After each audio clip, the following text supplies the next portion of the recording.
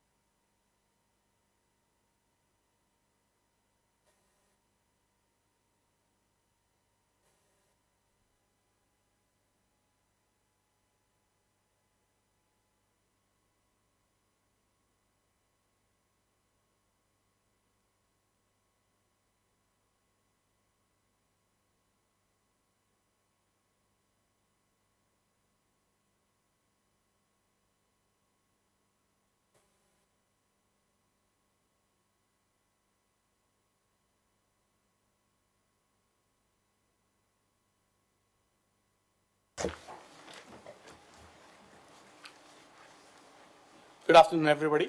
My name is Ravindra Ogle, and I am a member of Basingstoke Hindu Society with my colleague Prashant, and I'm here to present you the Hindu thought of the day today.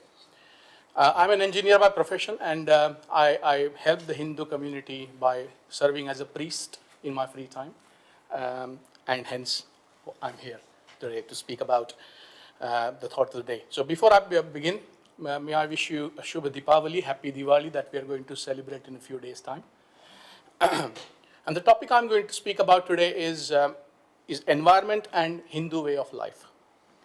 Now, one of the most important Hindu philosophies is based upon what we call as Pancha Mahabhuta, which is the 5 elements: space, air, fire, water, and earth. Now, these are the foundations of interconnected web of life. The human nose is related to earth, tongue to water, eyes to fire, skin to air, and ears to space. This bond between our senses and the elements is the foundation of our human relationship with the natural world. For Hinduism, nature and environment are not foreign to us, are not outside us. They're not alien or hostile to us. They are well within, and they are inseparable part of our existence. And they constitute our very own bodies. Living in harmony with the nature is the very fundamental building block of Hindu philosophies. Dharma, which is one of the most important Hindu concepts, is loosely translated into English as a sense of duty, virtues, morals that every Hindu must uphold. In Hinduism, protecting the environment is an important expression of one's dharma. Millions of Hindus all over the world daily recite prayers and chants to revere their rivers, mountains, trees, animals, and every natural being, and to the goddess Mother Earth too. So much so, when somebody buys or builds a house, a ritual called Vastu Shanti is performed to apologize for all the troubles that we have caused to the nature and to Mother Earth. Followers of the Hindu philosophies, we don't see religion, ecology, and ethics as separate arenas of life. Instead, they understand it to be the part of their dharma to treat each and every creation with respect. Our beloved Earth has nurtured mankind through millions of years of growth and evolution. Now, centuries of exploitation of this planet Earth have now caught up with us. And a radical change in our relationship with nature is no longer an option. It is a matter of survival. We cannot continue to destroy nature without also destroying ourselves. The dire problems besetting our world will all be magnified manifold by the predicted impacts of climate change. Humanity's very survival depends upon our capacity to make a major transition of consciousness. The consciousness which is equal in significance to earlier transitions from nomadic to agricultural, agricultural to industrial, and industrial to technological. We must, in short, move rapidly towards a global consciousness that replaces the present fractured and fragmented consciousness of the world and of the human race, which is exactly what the Dharma, as described in Hindu philosophies, is teaching us.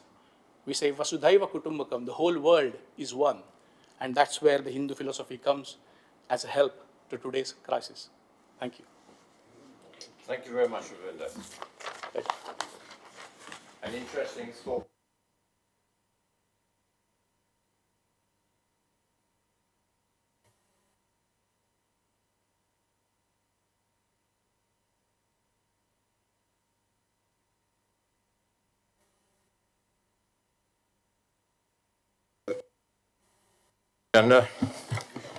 And apologies for absence. I have already on the update Councillor Bowes, Durrant and Peters. No, that's been covered. Councillor James. Yes, thank you, Chair. Councillor Hussey is on holiday, but he assures me he'll be back in 2 Chancellors' time. Thank you. Thank you very much. Councillor Harvey. Thank you, Mr. Mayor. Councillor Ashfield will be late. Ashfield will be late, okay. Councillor McCormick. Councillor Grant sends her apologies. Thank you very much, Councillor Grant. No other apologies. Any declarations of interest? I have one already on the books here. That's Councillor Golding on item 11. Thank you. Are there any other declarations of interest? No. Move on to the minutes of the meeting held on the 14th of July 2022. I will move the minutes of the meeting to be signed as a correct record. The only part of the minutes can be discussed is their accuracy. Is there any comment? No comment. I will accept those as read and I will sign them in due course. Announcements. Now, I've gone away a little bit from my approach to wearing the robes of office. I'm doing this very deliberately today.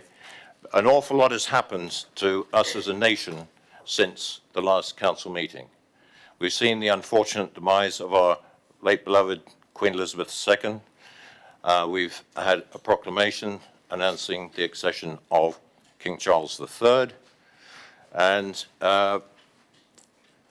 we've had celebrations to mark all those. So I am wearing these robes tonight as a mark of respect for the new king. As I am, as we sit here today, his representative in the borough.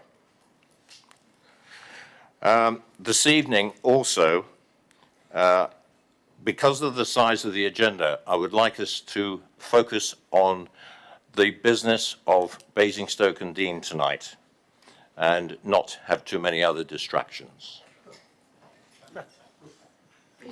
The other announcement, I've been progressing quite well. Most of you might have heard that I actually jumped out of a serviceable aircraft. Now, being an ex-RAF, sometime pilot and 25 years veteran, I didn't ever do that. I strapped parachutes on, but I never used anything. This time for my charities, I did.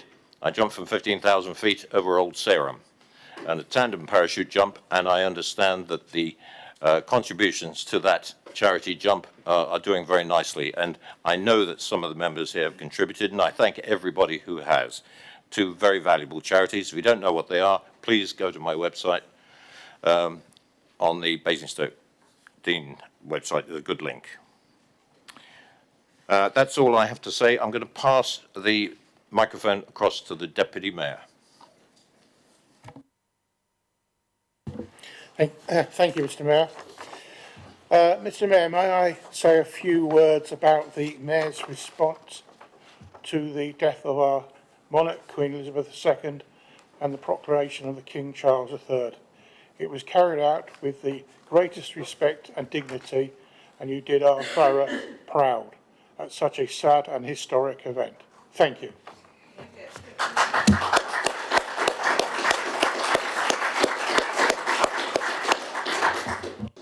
Thank you very much. It was a great honour to be involved in all of those proceedings.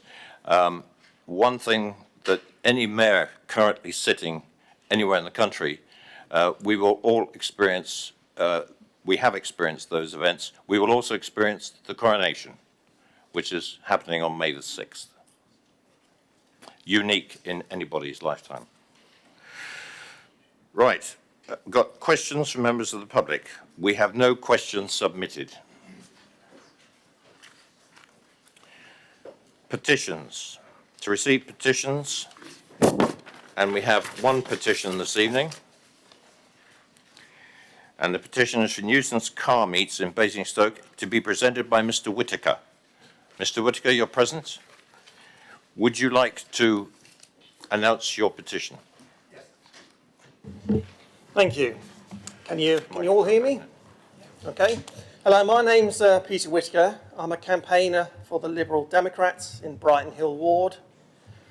During our regular canvassing visits, a number of residents have raised concerns about the car meets and the noise of revving cars, wheel spins, skids, etc.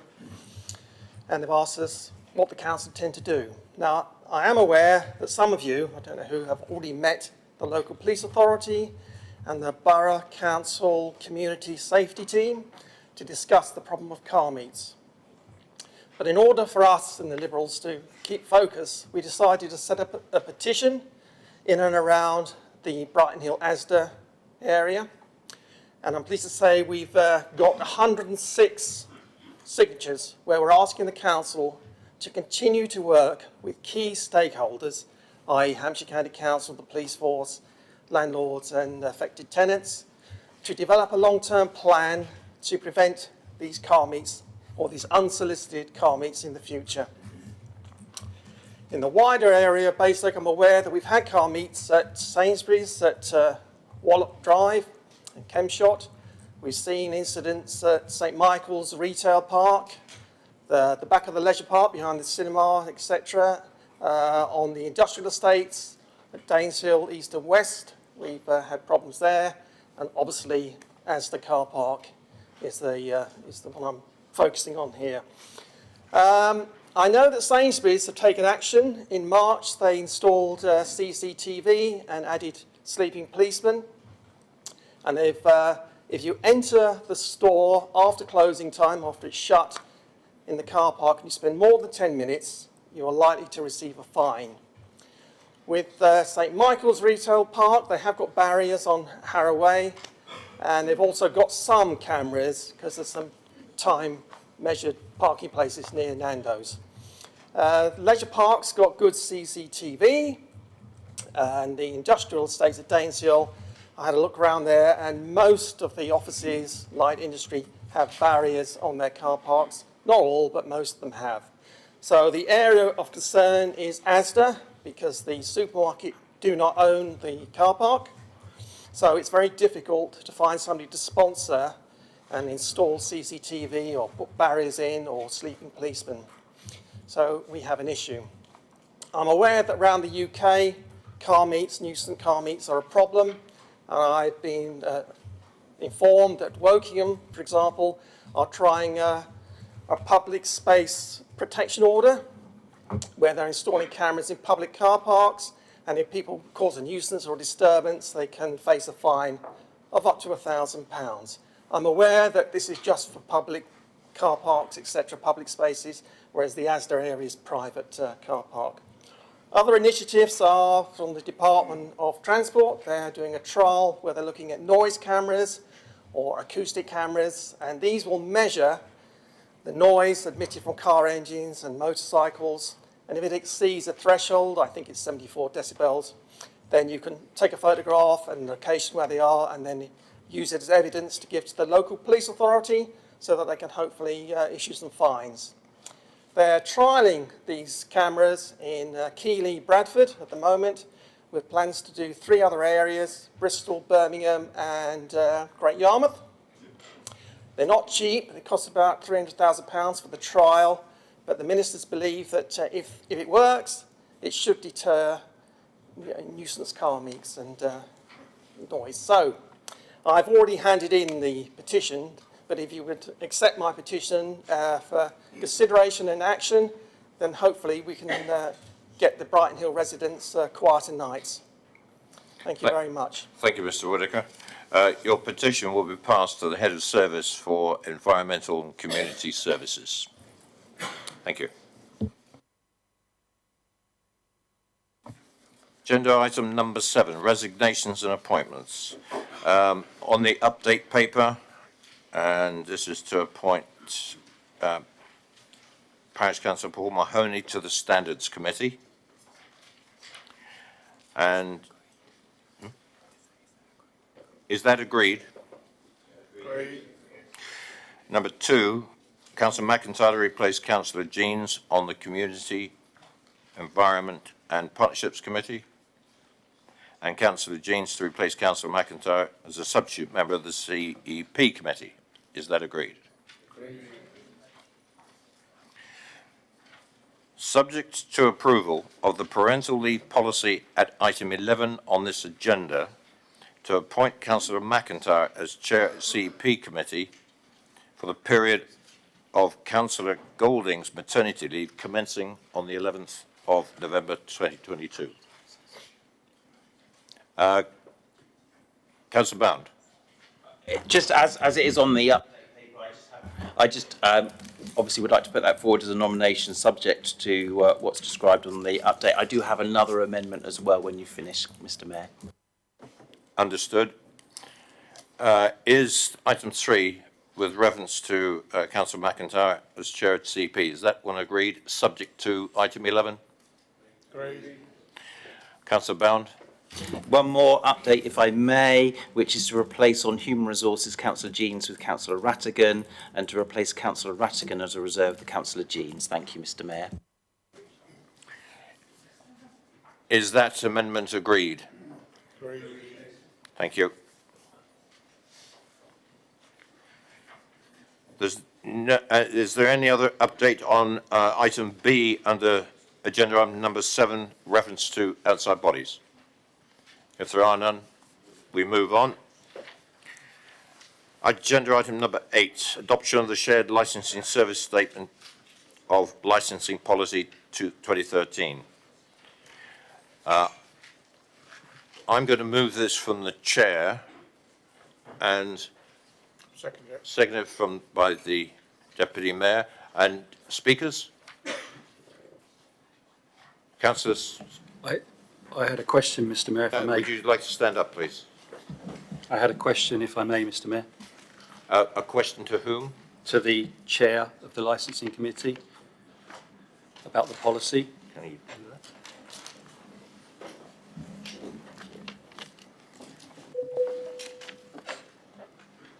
that? Perhaps I could suggest that you make your point as opposed to asking a question. That's fine, thank you.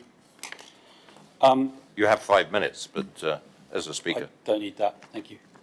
I'm really pleased to see the inclusion of a requirement for new licensees to detail how they'll prevent sexual harassment on their premises. I'm interested in how this will be implemented. There is a long-established best practice for officers and applicants to follow with regards to other crime and disorder, such as drug abuse and antisocial behaviour on licensed premises. However, sexual harassment, perhaps less so. I would like to understand from the licensing committee, or establish with officers, whether the council will be using best practice guidance in the policy implementation and in the assessment of licence applications, or whether it is preferring to adopt a wait-and-see approach as it learns by experience. It would obviously be preferable for Basingstoke and Dean to seek advice on best practice so the policy can have best effect from day one. Thank you.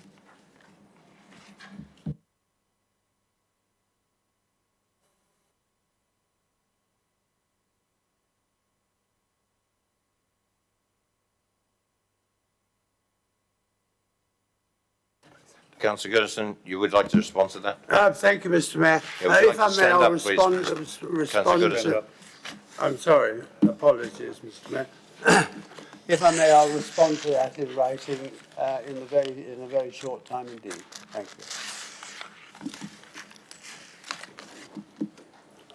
you. Yes, Councillor. Thank you, Mr. Mayor.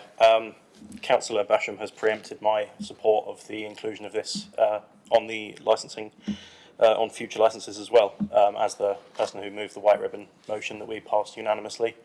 It's gratifying to see that we're taking concrete steps within the borough to encourage, where we can, protection towards especially vulnerable women. Obviously, sexual harassment isn't a gendered issue, but with the white ribbon motion having been moved, it's good to see these steps that we're taking. So I just wanted to similarly offer my support and appreciation that it's been included. So thank you. Thank you very much. Any other speakers? It's been moved and seconded for adoption. All agreed? Agreed. Thank you very much. Right, agenda item number 9, corporate performance monitoring standard. This has already been a cabinet decision, I understand, and this is for noting by the council. Councillor Harvey. Thank you, Mr. Mayor. This came back to the Scrutiny Committee, and the Scrutiny Committee had a very thorough and good debate, cross-party, cross-group, on the various points throughout the document, from fly tipping to bed and breakfast to equality and diversity to inclusion, rough sleeping, bins. There were so many things that were raised as part of the corporate scorecard that are still yet to be answered or yet to be responded to from that debate at scrutiny. Yet here before us this evening is the corporate scorecard without the answers to those questions in many places. So actually I'm not happy with it coming through Cabinet and it just simply being signed off, because actually we were looking for quite a number of changes and we were looking for a number of things to come back to the questions that were posed. So while it's gone through Cabinet and we're to note it, I'm not in support of it, because why would I support something when I don't know the answers to the questions I put at committee? It seems a bit daft, doesn't it, in that regard?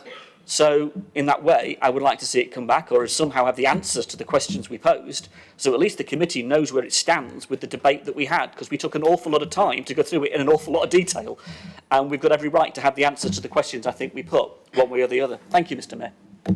Thank you, Councillor Harvey. Councillor Bound. Thank you, Mr Mayor. I thank the Scrutiny Committee for their constructive feedback, even if it did take 3 visits. Many of the recommendations from the Scrutiny Committee have been included with the KPIs, amended, or will be at the forefront of our minds as a Cabinet when we look at how we make sure we are delivering on the new council plan that will soon be going out for consultation. We will continue to look at everything we do through the lens that our residents would use, and we are fortunate to be able to do that from such a sound financial position. Our Cabinet is single-minded in focusing on delivering reliable, good quality services that deliver the support for our local residents and our local businesses with the pressures that they are currently facing. Our sound financial position allows us to support the most vulnerable of our residents, from eliminating rough sleeping and the challenges people have with finding a home, to those who are vulnerable to getting involved in crime, working with families to keep them safe in our villages and our towns. We are focused every day, every week, on missed bin rounds and missed bins. We ask our residents to keep telling us when Serco have let them down and have missed collections for bins. Managing those who have promised so much in their contracts to this council is making a real difference, with us seeing services improving. We are also working hard to protect what we all love about our borough, reducing our carbon footprint, increasing the biodiversity in our green spaces, protecting our chalk streams and their precious water quality. Building on our vibrant local economy where so many people want to come and do business, and telling everyone who hasn't yet heard the wonderful Basingstoke and Dean story.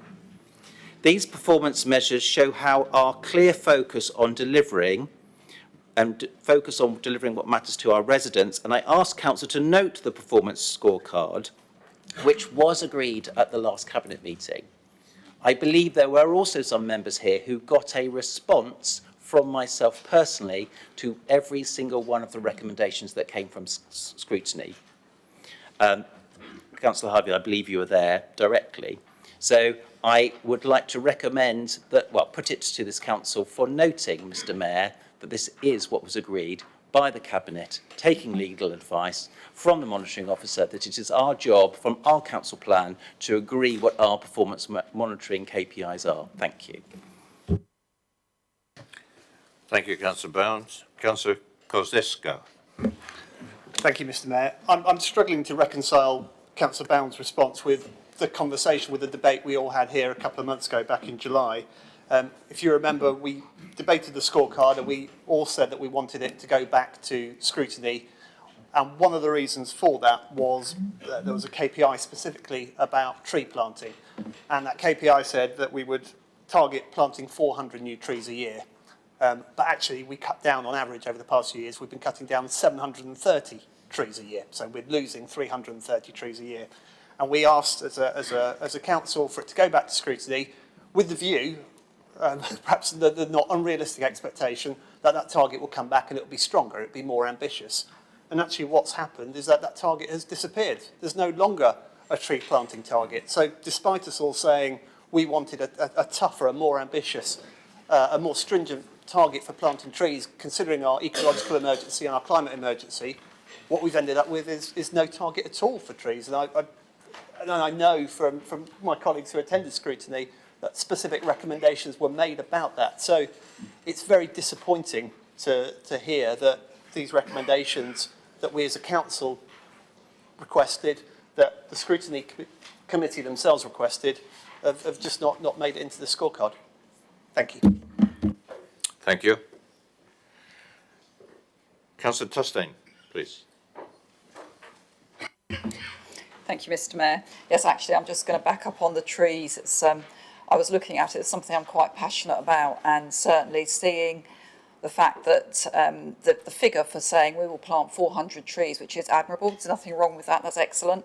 But certainly I know when I had gone out in the ward with the officers who look after the trees, they informed me that the way trees are measured in wards is by canopy cover.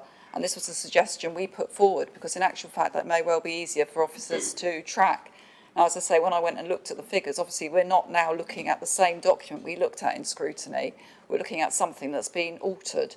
That a lot of the recommendations we made, some of them were about corrections. Those corrections do appear to have been done, but some of the other recommendations, I'm just at a loss as to what actually the feedback is on them. I respect what Councillor Bouncer said. I will go back and have another look, but I'm not sure that we actually got answers to every recommendation and why they might not be on there. Thank you.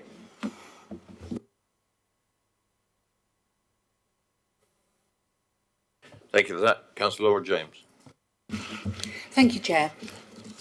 Mr. Mayor, sorry. My concern, I was sitting on this committee on scrutiny as a substitute, and I'm actually amazed when I look at this paper because it just doesn't reflect the debate that we had. And there was a really long debate, a really considered debate, and it was across party. And one of the debates we had is on the tree canopy, and we talked about what we wanted as a scrutiny. And it was that we wanted a canopy cover, and it was on a ward-by-ward basis. It doesn't even reflect that in this paper.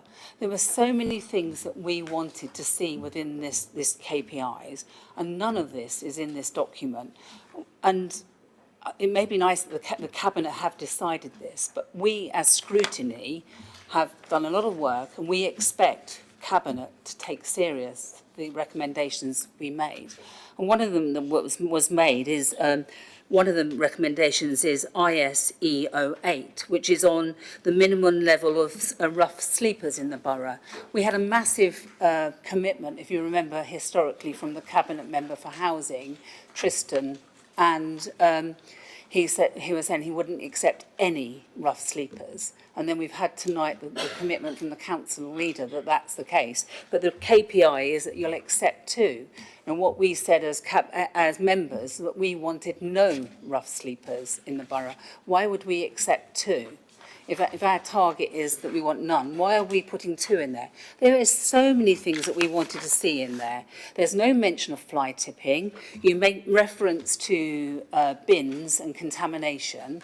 And I know across each ward that there is an issue in relation to flats and bins being contaminated in these large blocks of flats. And we made reference to that, and we wanted that to be broken down so we could know where the contamination was. So if it is an issue, and it is that the issue is that we're failing because of blocks of flats, then that needs to be reflected in this KPI.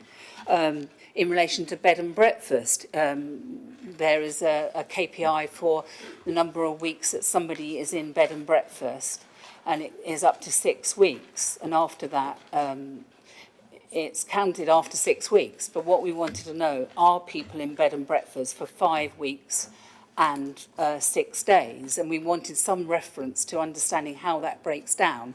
Again, that's not there.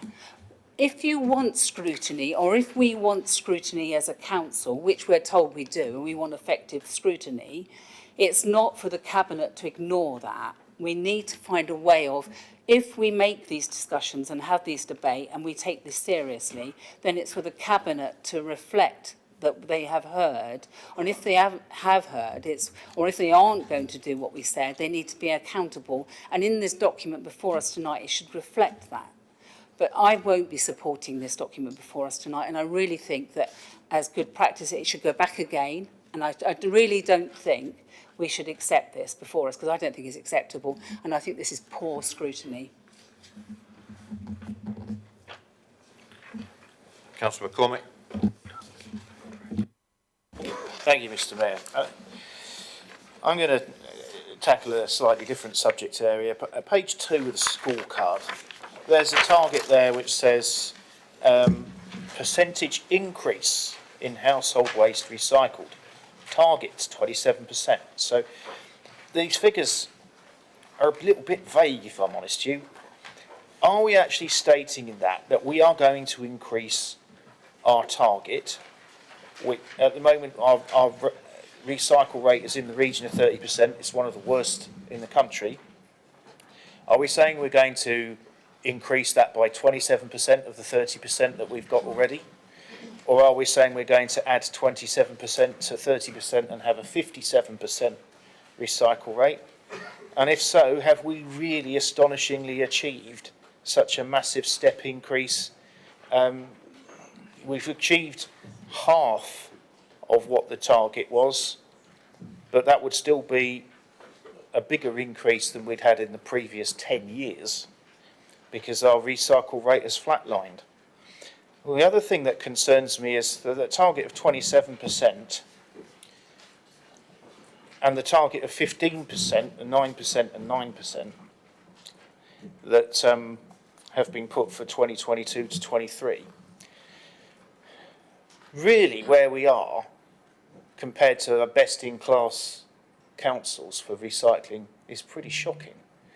We should be recycling 2/3 of all our waste, and I don't see a plan or a pathway for us to get there.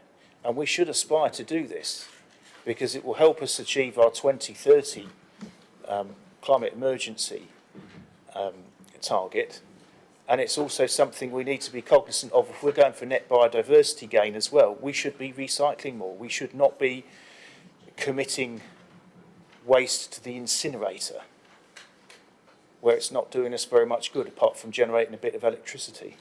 So I would like to ask, what is the target? What is the base? What is the actual percentage that we've achieved this year? And what's the expected percentage we can achieve next year? And how realistic is it? Thank you. Councillor Gavin James. Thank you, Mayor. I listened to the party political broadcast by Councillor Bound a few moments ago, where the Cabinet have used their single mind to say that we are quite happy to mark our own homework. And I'm quite appalled that the sole justification in this document remaining as it does, and not driven by scrutiny, but instead driven by the Cabinet who make the policies, the Cabinet who are single-mindedly focused on protecting every vulnerable person, fighting climate change, Councillor Bound's words. So you'd think that if they were confident in delivering what they are single-mindedly committed to delivering, they would welcome the toughest set of performance measures available to this council so we could hold their feet to the fire. Instead, what we have is Cabinet have agreed to water down what scrutiny requested, make it a little bit easier. Now, I've sat on the performance panel, I've sat on scrutiny, never sat on the Cabinet, because, of course, that's just Conservatives only. And what I notice is when we go to the performance panel, we tend to look at the reds, the ambers, not the greens. So if you don't have a target in there, you don't look at it. If you remove the tree target, you never look at it. If you make it an easy target, you never look at it. So you never have that challenge. We should have challenging performance measures in place. Now, I don't know how we work this as council, because obviously the recommendation is to note it. And I'm not happy about noting it, because it's still not right. And I appreciate it's been backwards and forwards. We haven't got it right yet. But it's worth getting right, otherwise it's useless. So I would suggest an amendment to the recommendation to note the 2022-23 Corporate Performance Monitoring Scorecard, and add a second bullet point, also recording that it's not good enough and should be returned to scrutiny for further work. That's my recommendation. Thank you.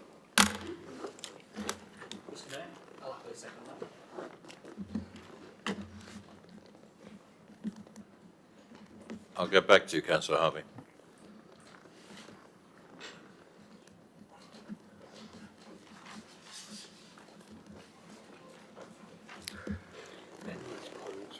Specific target. That's for scrutiny of the appropriate committee. The issue here is scrutiny being given its proper place in the... That's the issue. Constitutionally, you can make you can move that recommendation, Councillor James. It can be seconded by Councillor Harvey, notwithstanding that the decision has been made by Cabinet. I just wanted to force a vote, Mr. Mayor.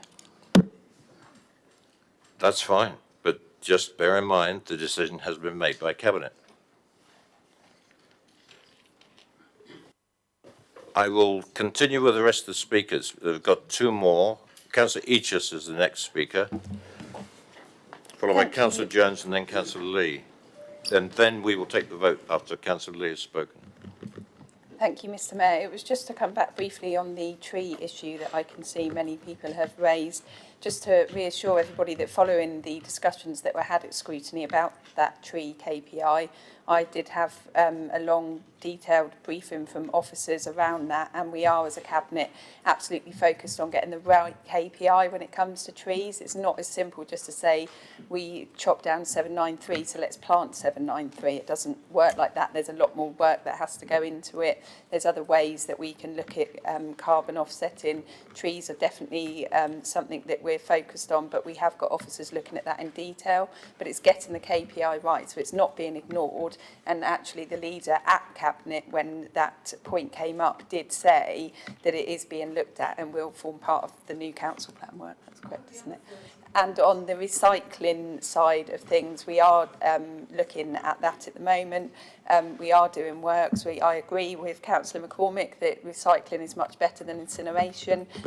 My view, and I don't think it's a secret, is we're not going to get our recycling up much past 30% with weekly collections.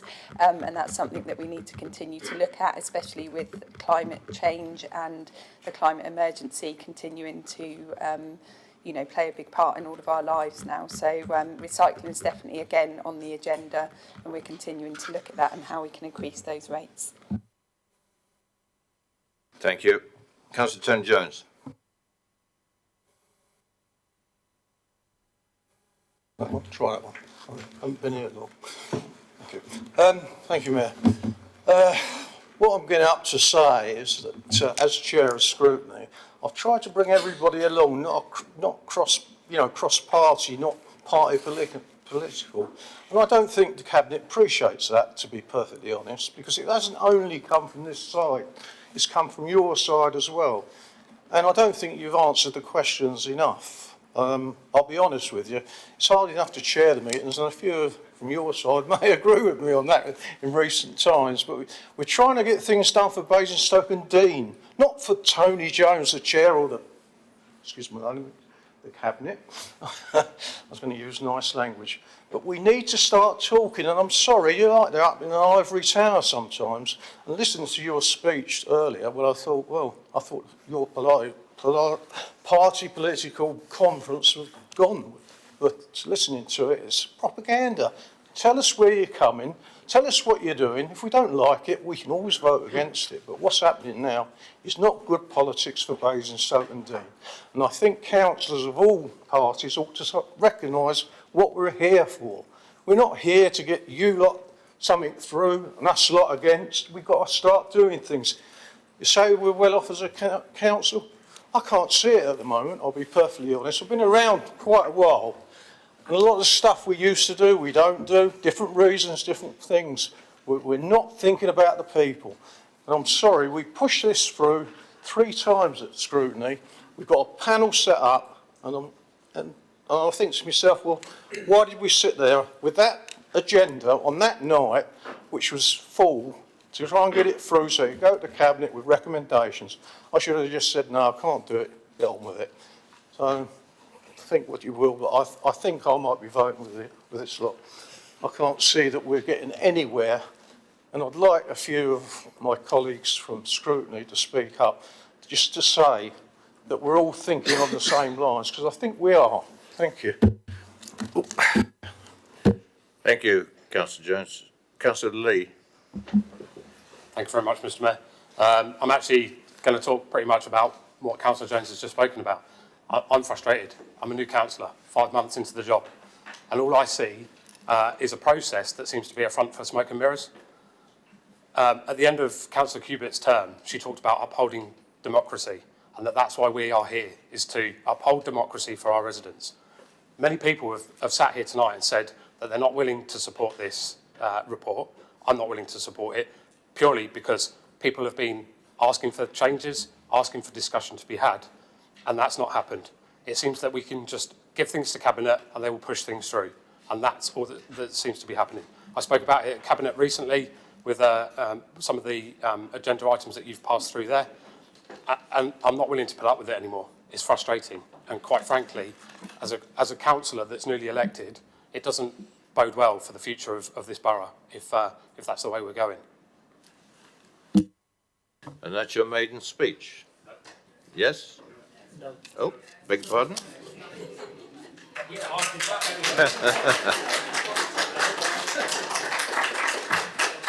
My list here actually said something different, doesn't matter.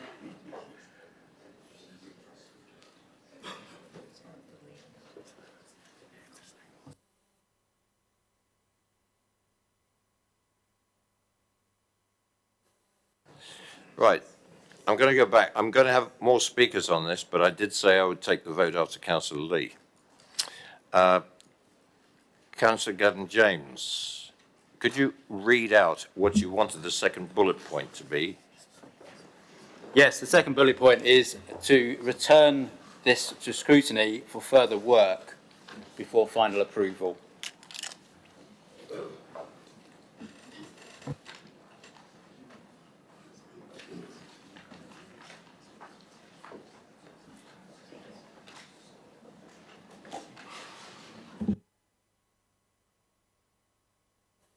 Councillor Harvey, are you seconding this?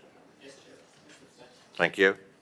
Moved and seconded. Councillor Bound, do you want to speak to this motion? Absolutely I do, Mr Mayor. I agree with it, because there is something about responsibilities of councillors. There is something about understanding how the process works. I would passionately like members in this chamber to realise how much consideration went into every recommendation. If you were present in Cabinet, or if you had watched Cabinet on YouTube, you would have heard me go through every recommendation and whether it was changed, and lots of them were, whether we had considered it and what we thought the issues with it were. And I think about what Councillor Each has said as far as the trees, where it's only too easy for us, isn't it, to say, actually, we think the answer is percentage increase in canopy. Well, I believe passionately, to do the right thing for our residents, that what we need to do is speak to the experts. If I thought about that one particular KPI, my response was, on behalf of the Cabinet, we want to talk to people who know about that stuff, who've got data about that stuff, to talk to people like the Woodlands Trust who can give us information by ward to say how important trees are and what the right KPI should be for the right part and priority in the council plan going forwards. So every one of those recommendations was listened to. And I am more than happy to support this motion, because I would love everybody in scrutiny, and I'm more than happy to come back to respond to all of those recommendations and talk you through what happened to the scorecard, how it was received and what investigations happened, and actually what I'd like to do with it as a leader going forward to make sure it is truly robust and effective to make a difference for our borough. Thank you, Mr Mayor. Councillor Harvey, you wish to speak as the seconder? Thank you, Mr Mayor. Just a couple of quick points, if I may. The point about the trees is fascinating, because one of the things that was drawn out, not just in the first meeting, but the second meeting, was that we have a number of strategies on the books in this council. For example, the Green Infrastructure Strategy, in which we have a lot of KPIs, in which the tree canopy is a fundamental part of the Green Infrastructure Strategy. Therefore, it has a very relevant KPI to this point. So I hear what the leader says, but we have a strategy in black and white that gives us a set of KPIs that we should be following. And that it's very relevant to the debate that we had, because as ward councillors and members sat around the scrutiny committee, we felt that was an important point we wanted the Cabinet to take on board. And I get it. The executive can settle the score. The executive can decide. I understand that point. The point of scrutiny is to hold your feet to the fire. And when that doesn't work, as you rightly say, we should be able to come back on you and we should be able to push you, and we're going to carry on doing that. And that's, I think, the point of Councillor James's amendment, and I support it in those terms. The point about the homelessness strategy, the point about rough sleeping is well made. This Cabinet has a publicly adopted position of 0. So why in the world is the KPI differentiated from that? Why are you deviating from that point? The KPI should match what you say publicly, and if it doesn't, again, your feet should be held to the fire, and why in the world are you setting 2 standards for yourself? One to the public out there, but being lenient to yourself in here on your own KPI. That does not add up. So there were a couple of points, I think, where we continued to disagree, and as worthy of scrutiny, because the Scrutiny Committee hasn't had the response I feel, and others are saying the same, I think, from what I'm hearing, that they don't feel that. And so that's the reason why I think Councillor James quite rightly is moving his amendment, that it should be continued to be scrutinised.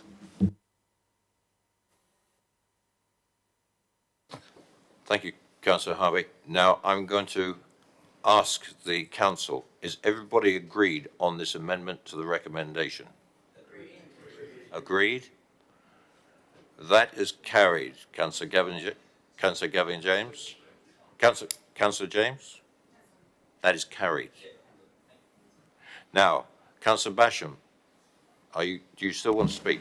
I was just going to comment, Mr. Mayor, you already said we have a very busy agenda tonight and long work programme.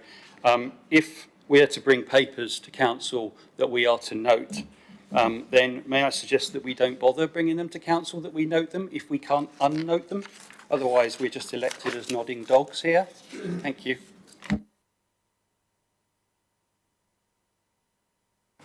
Right, that concludes agenda item number 9. Excuse me, Mr. Mayor, could I have a brief report just on this last item? Very quick information. Go ahead, Councillor Jones. Just to say that we have set up a panel and it's cross-party and we will be looking into it very deeply. So if the public are listening, we're just not playing games here. We are looking at it really seriously, and I obviously believe we can look at it a lot better with a smaller group of people. So if that settles anybody's mind, hopefully. Thank you, Councillor Jones. Moving on to agenda item number 10. Amendments to the Constitution. This is a report from the Head of Law and Governance and the Monitoring Officer. I understand this has been through the Constitutional Working Party and agreed by the group leaders. I'm going to move this from the chair. I'll second. And seconded by the Deputy Mayor. Are we agreed? Agreed.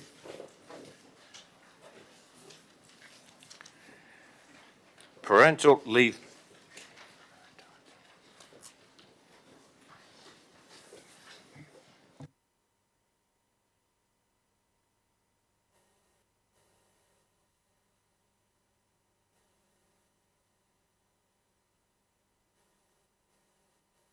Parental leave policy for councillors. I will be moving this from the chair. Are there any speakers? I'll second it. Seconded by the Deputy Mayor. Are there any speakers to this? Are we agreed? Agreed. Thank you.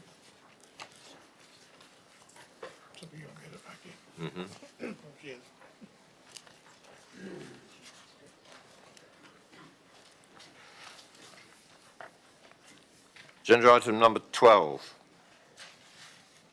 This was a leader decision, and I'm going to again move it from the chair. Second. It's seconded by the Deputy Mayor. Are there any speakers? It is agreed? Agreed. Thank you. Arrangements, agenda item number 13, arrangements for the role of returning officer and electoral registration officer. Report of the Chief Executive. Again, I am moving this from the chair. Seconded. It's seconded by the Deputy Mayor.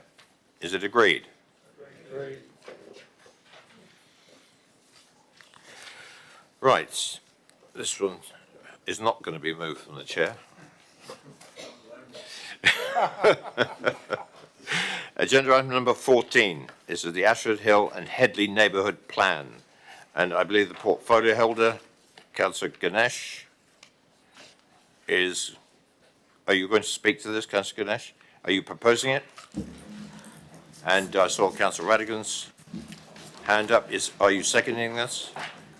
Thank you. Councillor Ganesh? Thank you, Mr. Mayor. I would like to congratulate the Parish Council and Neighbourhood Plan Steering Committee on the making of this plan. So the Council recognises and commends the significant time and effort put by the local community over the recent years to develop this plan and congratulate them on the referendum results where 93% of the residents voted in favour of the plan, which is a great detail for the work they put. So this is Borough's 12th neighbourhood plan, and the council will continue to support neighbourhood plans which enables local communities to have their say how they would like to treat the neighbourhood and ensure that development meets their needs. So we will be working with the local communities on developing further neighbourhood plans. Thank you, Mr. Mayor. Thank you. Councillor Radigan, do you wish to speak? The seconder. Thank you, Mr. Mayor. I'm happy to second it and very proud that I've lived in the parish for over 20 years. It is, the pictures don't do it justice. It is a fantastic parish, and I'm delighted that this is in front of you today as hopefully an adopted neighbourhood plan. As Councillor Ganesh has said, nearly 93% of our residents supported this, and it will undoubtedly help in the better supporting planning within the parish, but also because it reflects the wishes of residents and the work that the steering committee have done. I can confirm that in Appendix 13 I have slept with one of the steering committee, but she's my wife. I don't see this a major issue.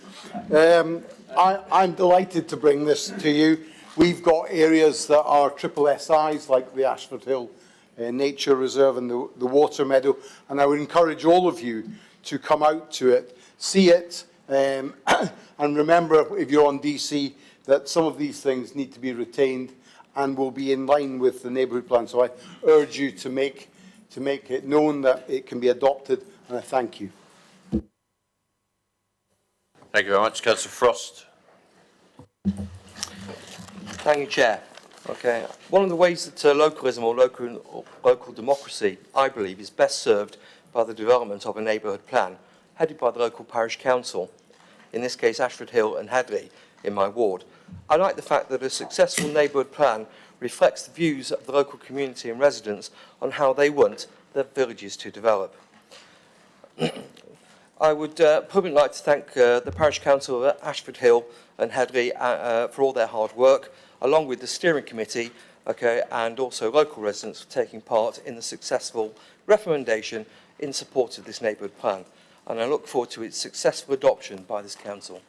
Thank you. Thank you, Councillor Frost. Councillor Ashfield.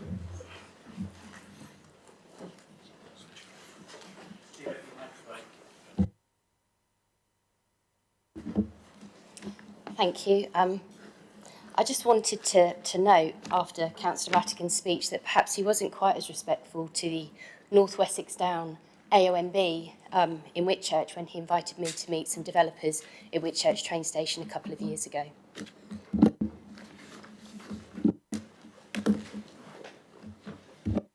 Technically, Councillor Ashfield, that's your maiden speech, second time around.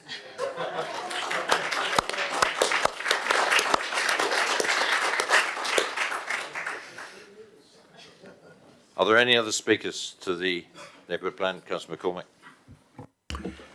Thank you, Mr. Mayor. Well, I commend this impressive body of work for, you know, a small settlement with some very dedicated, hard-working people in it.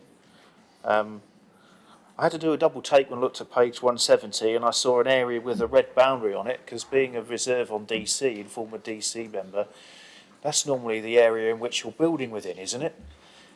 But I had to do a double take on that one. And also on page 172, it appears that there's a settlement policy boundary there that's already been built outside of. I hope that doesn't cause any future problems. But yeah, I mean, it's great to see pieces of work like this come together, and I would dearly love to see similar bodies of work and community plans being put forward from our urban areas. But the trouble is, because urban areas are not parished, we do find it very hard to get the right dedicated people, and it has been a bit of a hit and miss approach in the town. But certainly we could avoid a lot of the mistakes that have been made in the past few years if we'd have had this attention to detail replicated across the entire borough. Thank you. Thank you. There are no other speakers. Is this agreed, this neighbourhood plan? Agreed. Thank you very much, Council.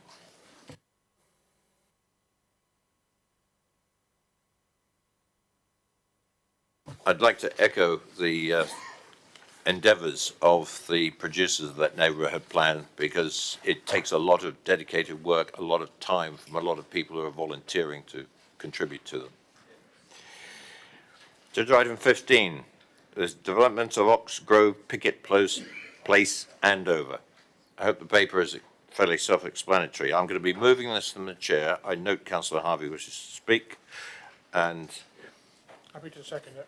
happy to second it. Followed by Councillor Fenimore. Councillor Harvey.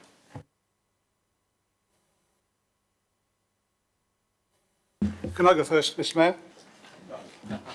Well, technically, no, because I was caught the attention of Councillor Harvey first. Mr. Harvey. You're going to defer? You'll defer. In that case, Councillor Fenimore. I'm sorry, I can't support this.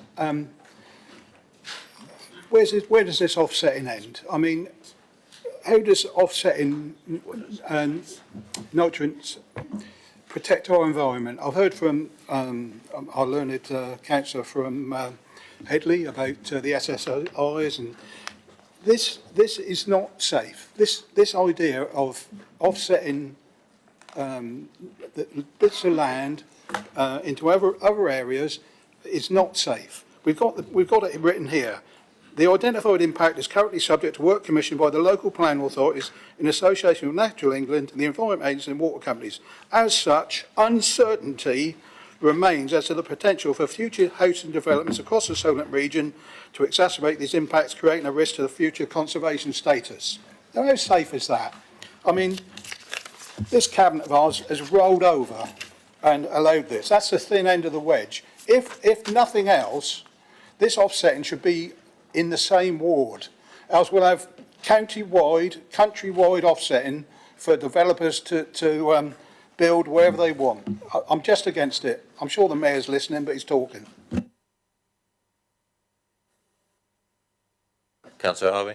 Thank you, Mr. Mayor. I'm going to pick up where Councillor Fenimore left off, because there isn't just this particular example. And I'd like to talk in the generality rather than the example in front of us at the specifics of the paper. If we're going to have carbon reduction targets in this authority, and we are going to declare a climate change emergency or an ecological emergency, and then we're going to say, but we can't meet the target, so we're going to offset it by basically having somebody else take up that for us. The Cabinet have agreed this in their papers recently, and also we at DC were told we could not take a certain course of action because of the way the executive had decided. They took the power out of our hands, which was rather unfortunate. In that circumstance, basically what we're saying is, and it's not all offsetting is offsetting. Not all carbon reduction is carbon reduction. Some of it is a get-out-of-jail card that enables developers and others effectively to continue polluting and continue doing the very thing we said we wouldn't want as part of a climate change emergency. So unless we get a grip of what we mean by offsetting, and I did note in the Cabinet papers they were talking about a range of things, including the very offsetting we do not want, where it does allow developers to get away with it, I would think we need to review that. I do think there needs to be scrutiny of that decisions. And I think on the basis of that, if this is going to go through, let's have a recorded vote. I appreciate his decision of DC, but I'd just like to put it on the record about how we feel about this, I think, particularly because of that point. If the executive are going to make decisions as important as that, and it's going to tie another committee's hands, a semi-judicial committee of this authority, a regulatory committee of this authority, then I think we should know about it rather than being presented with it halfway through the regulatory committee.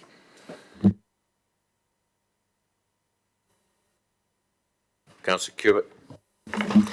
Yes, good evening, Mr Mayor. I'd just like to say that I support what Councillor Fenimore and Councillor Harvey say with regards to offsetting. I think it's wholly inappropriate way to deal with the true problems and the true commitments that we've made. And I believe it's a giant Ponzi scheme, I think it's absolutely not acceptable for this council going forward to claim, on the one hand, that it's meeting its climate targets, and then to be engaging in Ponzi schemes. Councillor Faulkner. Thank you, Mr Mayor. Yeah, I understand the concerns that the three previous speakers have made, but 2, 3, 4 years ago, I couldn't get anything, any planning application through in the Marybourne, in the Bourne Valley, because the nitrate strategy, frankly, was a bit of a bag of nails.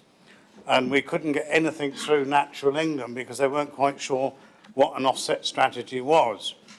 And I had one case where there was a disused garage, which was perfect for building a house, but there was not enough land to do what was then becoming the norm, which was to plant trees and stuff to give you that nitrate offset. And those poor people never ever was able to build their house, and that concrete garage base stands there to this day. So the whole strategy was flawed from day one, but this was one route, which is not perfect by any means, but it was the only route that we could get planning applications through in the Test Valley area. So whilst it's not perfect, I think it's a practical solution to a very real problem. Thank you. Councillor McCormick. Thank you, Mr Mayor. Well, offsetting rears its ugly head again. We had it at Cabinet.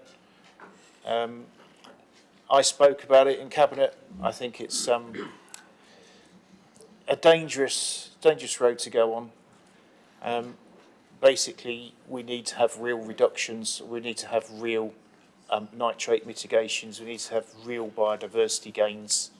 This idea of horse trading, it's an illusion. It's smoke and mirrors. Interesting to note, Councillor Harvey was present at that DC meeting and would have voted on this. I'm struggling to see what the record of that vote was, if indeed it was recorded, and whether he'll be voting differently tonight to how he voted back then. But I think when we consider what we're looking at with offsets, I think we have to realise that some of the schemes we're looking at for offsetting, it's an admission of failure because we haven't achieved the real improvements. So we're trying to offset them against something else. Thank you. Councillor Lee. As I was named by the member, can I just clarify? That's my point, and thank you for making the point, Councillor McCormick. At DC, when we had the last application at the last meeting, we felt as if the power had been taken out of our hands to decide that because of the actions of the executive. And you were quite right to raise it at the Cabinet, Andy, and you were quite right to say what you said, because it is a serious issue. So yes, I totally understand what you're saying. And DC should have the power, shouldn't it? It shouldn't be taken out of its hands because of the executive's actions. And I feel strongly about that.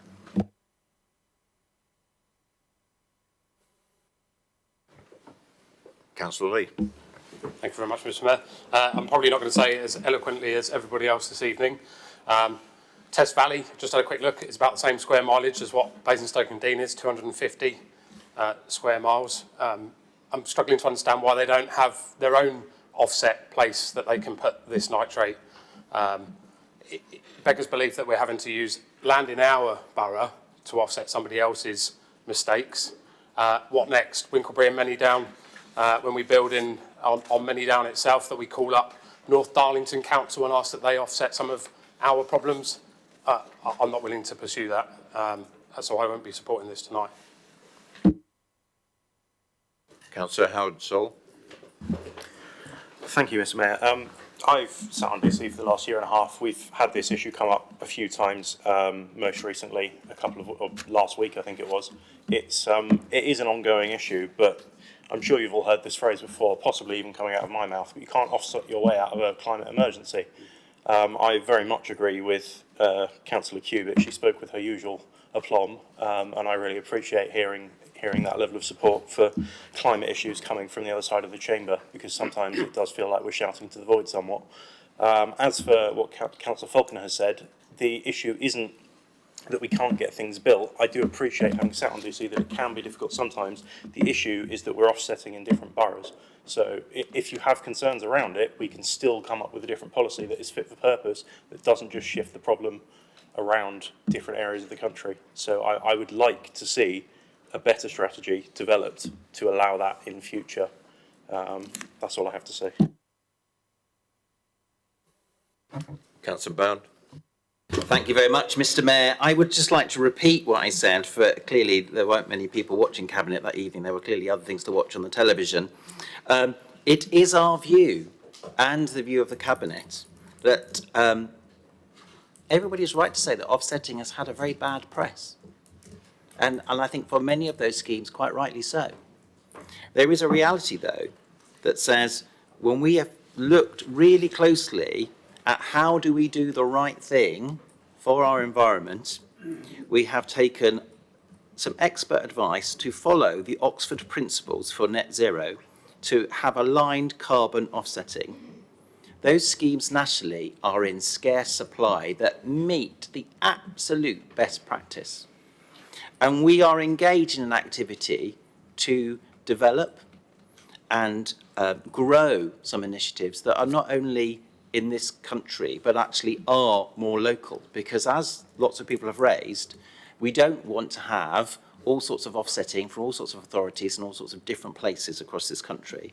So we're very focused on using high quality offsets, regularly revising offsetting strategies, so best practices evolving every day, that we are doing everything in our power, and we have already reduced our carbon net emissions by 66% since 2019, to do everything with those offsetting initiatives for carbon removal offsetting, not just mitigating, and absolutely do everything that we can. We've heard lots in the press about peat bogs.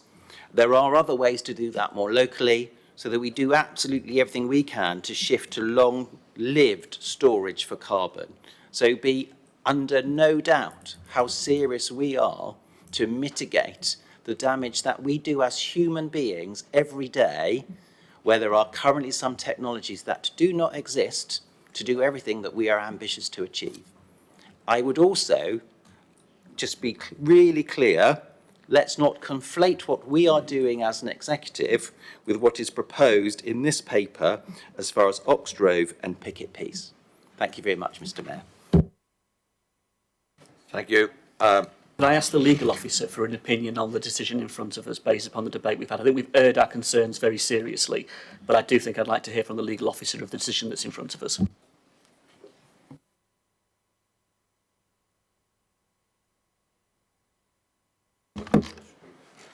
Sorry, Councillor Harvey, in terms of the decision you might be taking tonight, well, in the report it states what the options analysis is. So if you decide that that the council shouldn't be a party to the Section 106 agreement, then we just need to go back to Test Valley and take some advice on it, I think, some specialist advice on it. Councillor Radigan. Thank you, Mr. Mayor. I generally have no problems with offsetting. I understand the principles behind it, but it is important that we as a borough encourage through government or ourselves that we consume our own smoke. Each district and each borough should be doing that, because it will customise what they're building in their own area to their ability to offset that carbon. So I would just urge us all to continue to pressure those that lead our councils across Hampshire to think about what they can do in their own patch.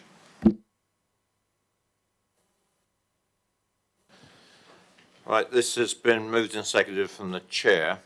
I get a sense that there needs to be an electronic vote on this particular issue.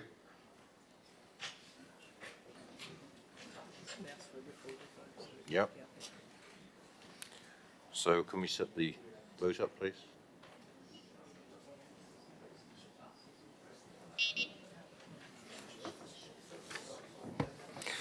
vote is live. Would you cast your votes, please?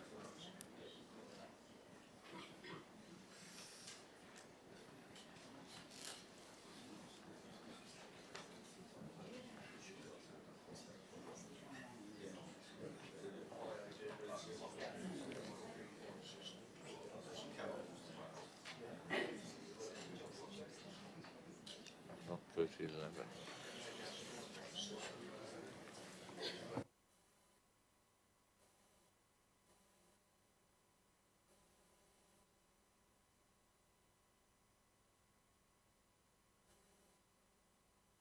Nine councillors have not voted.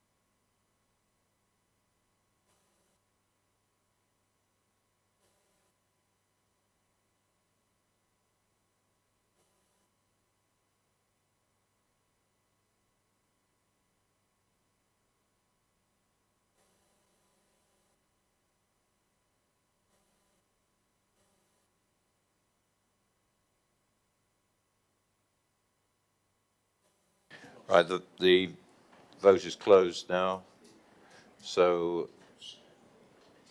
that is lost.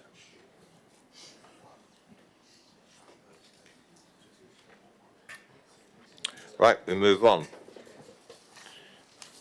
Agenda item 16.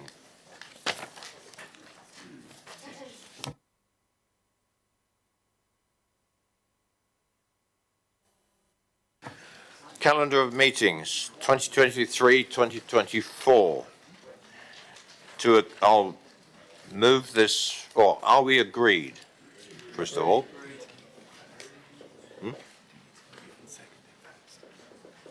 Okay, I've got to move it officially from the chair.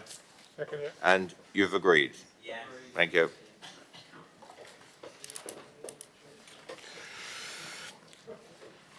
Agenda item 17, notice of motion, local plan and planning.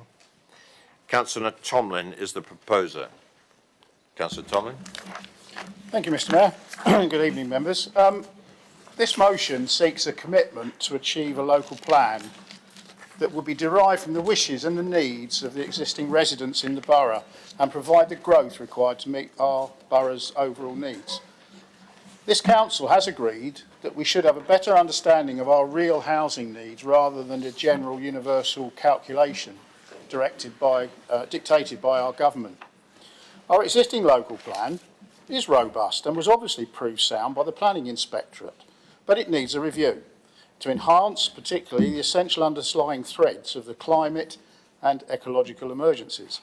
Many of the policies might need tweaking, but I don't believe a total rewrite is totally necessary. Over the last year, a lot of work was completed by a number of councillors to work through the draft policies. Unfortunately, this was simply stopped by the then portfolio holder, and this was a key factor adding to the will to pause the process, given we were working at such a pace to meet the Reg 18 guideline or deadline.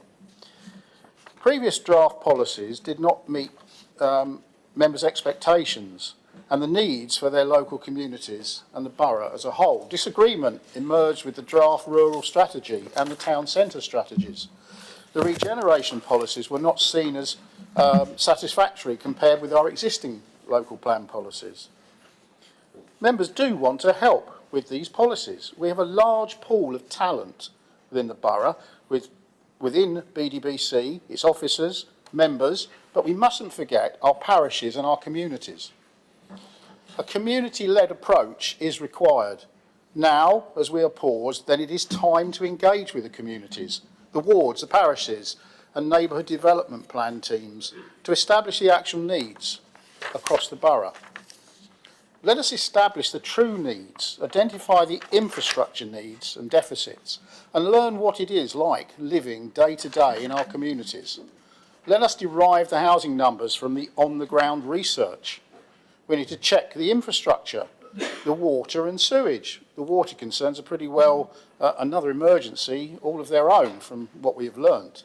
Transport, the county have recently been active at last, but it's only outlining their future studies. Schools, are there enough? Are they in the right place? Health, retail, leisure, workplaces, I could go on. But last, but not least, we must define detailed policies to aid the development control process. I attended a recent planning hearing only on Tuesday, which demonstrated that some of our policies must not be left to interpretation. They were torn apart. They were very vague.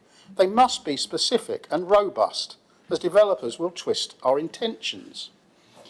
I urge that we bring back maps and other working groups, including community representatives. This plan pause gives time for a better quality of information and reports to fill the missing gaps. So members, we have the climate emergency and the ecological emergency. Now energy has become a major factor. As ward councillors, we all need to step up to this local plan emergency. We must use our local experience and our local communities, working with our officers and across the parties, open to all, working together. So I have no hesitation to commend this motion as written on the paper to this council. Let's get on with it. Thank you. Thank you, Councillor Donlan. Councillor Ashfield, for seconding. Do you wish to speak now? Or? No, thanks. Good evening, councillors. If a layperson were to read this motion, they'd probably assume that this is what happens today. Communities electing council representatives to shape local plans which reflect their voices. I was elected in 2016 as a Labour member in Whitchurch. A red wall hadn't suddenly been erected in North West Hampshire, far from it. I was elected on the thinnest of margins, but just enough people put their trust in me, a friend and neighbour, to represent them. May 2022 was a far more convincing result, and lots of voters tell me they prefer to vote for an independent person in local elections. They know I won't be compromised by national policy, party whips, and that my service is 100% to our community. I feel much more confident standing here on that basis, and I'd recommend it for any councillor sat here tonight who might be having an identity crisis. Whitchurch and Overton people know all about placemaking. In this year alone, Whitchurch Conservation Group has secured £200,000 in grant money to support various environmental, social, inclusion and tourism related projects. Whitchurch in Bloom has put in seriously hard graft to improve our town. They were recently awarded Silver Gilt in their second year, and next year are aiming for gold. Whitchurch Walkers are Welcome and Whitchurch Conservation Group have established a tourism brand for Whitchurch, working with South Western Railways and the North Wessex Down AOMB to identify tourism trends and opportunities for Whitchurch. Sustainable Overton is the blueprint for parishes, leading the way in their response to the climate emergency, facilitating plastic-free initiatives, a nappy library, a repair shop, and now becoming much more strategic in terms of community energy projects and providing energy advice to residents and businesses. Open Overton, another great consortium positioning Overton as a destination and working together to support shopping locally. There are so many more examples, and no doubt all of us can wax lyrical about volunteers and activists within our communities. I do have to mention Whitchurch volunteers and councillors that have spent hours following our local plan update process, lobbying the council at EPH and sharing their expertise with other parishes. The work of my colleagues has been critical in stopping us railroading the local plan based on flawed numbers, but it shouldn't have taken so long for this council to listen. We are now as vulnerable to speculation as ever. I also want to shout out Whitchurch Conservation Trust for securing a grant to independently study existing and future potential stresses placed on the River Test, not commissioned by this council, but hugely valuable. You may have seen a Basingstoke Gazette article yesterday reporting on a meeting between MP Kit Malthouse and Chair of Whitchurch Town Council Tracy Woodruff. I'm going to appeal to his fellow Tories and read out what Kit said after the meeting. I won't do his voice. We ultimately need to strike a fine balance if this lovely town is to prosper in the coming years. Young people need homes and the locally agreed neighbourhood plan is designed to help with that. But we must also be acutely mindful of the character of Whitchurch and the protection of our environment, in particular the AONB. In my experience, local people know best. And I'm glad the Town Council and conservation groups are working with planners to look at sites, constraints and issues and come up with a robust plan. So, Kit thinks local people knows best. I suppose that's until he's supporting fracking. And this is my point. When the proverbial hits the fan, remember why we are sat here and who we are representing. So I hope the Tories haven't taken a leaf out of their parliamentary party and literally whipped members into shape tonight. Please support this motion, but more than that, ask yourselves whether you are serving the right people. Thank you. Thank you. Councillor McCormick. Councillor McCormick. Thank you, Mr. Mayor. I'm all in favour of local determination. I have to say, I didn't realise the seconder had such traumatic memories of being whipped by Jack Cousins in the previous group. He's not here in the council chamber to answer for his actions. We'll best let that one lie. I do have some questions that hopefully will be addressed by the mover, who obviously, being a serving DC member and being heavily involved in local plan, there's his bread and butter issues for him, should be able to handle them in his stride. Devolved powers, Basingstoke's track record with planning decisions and appeals.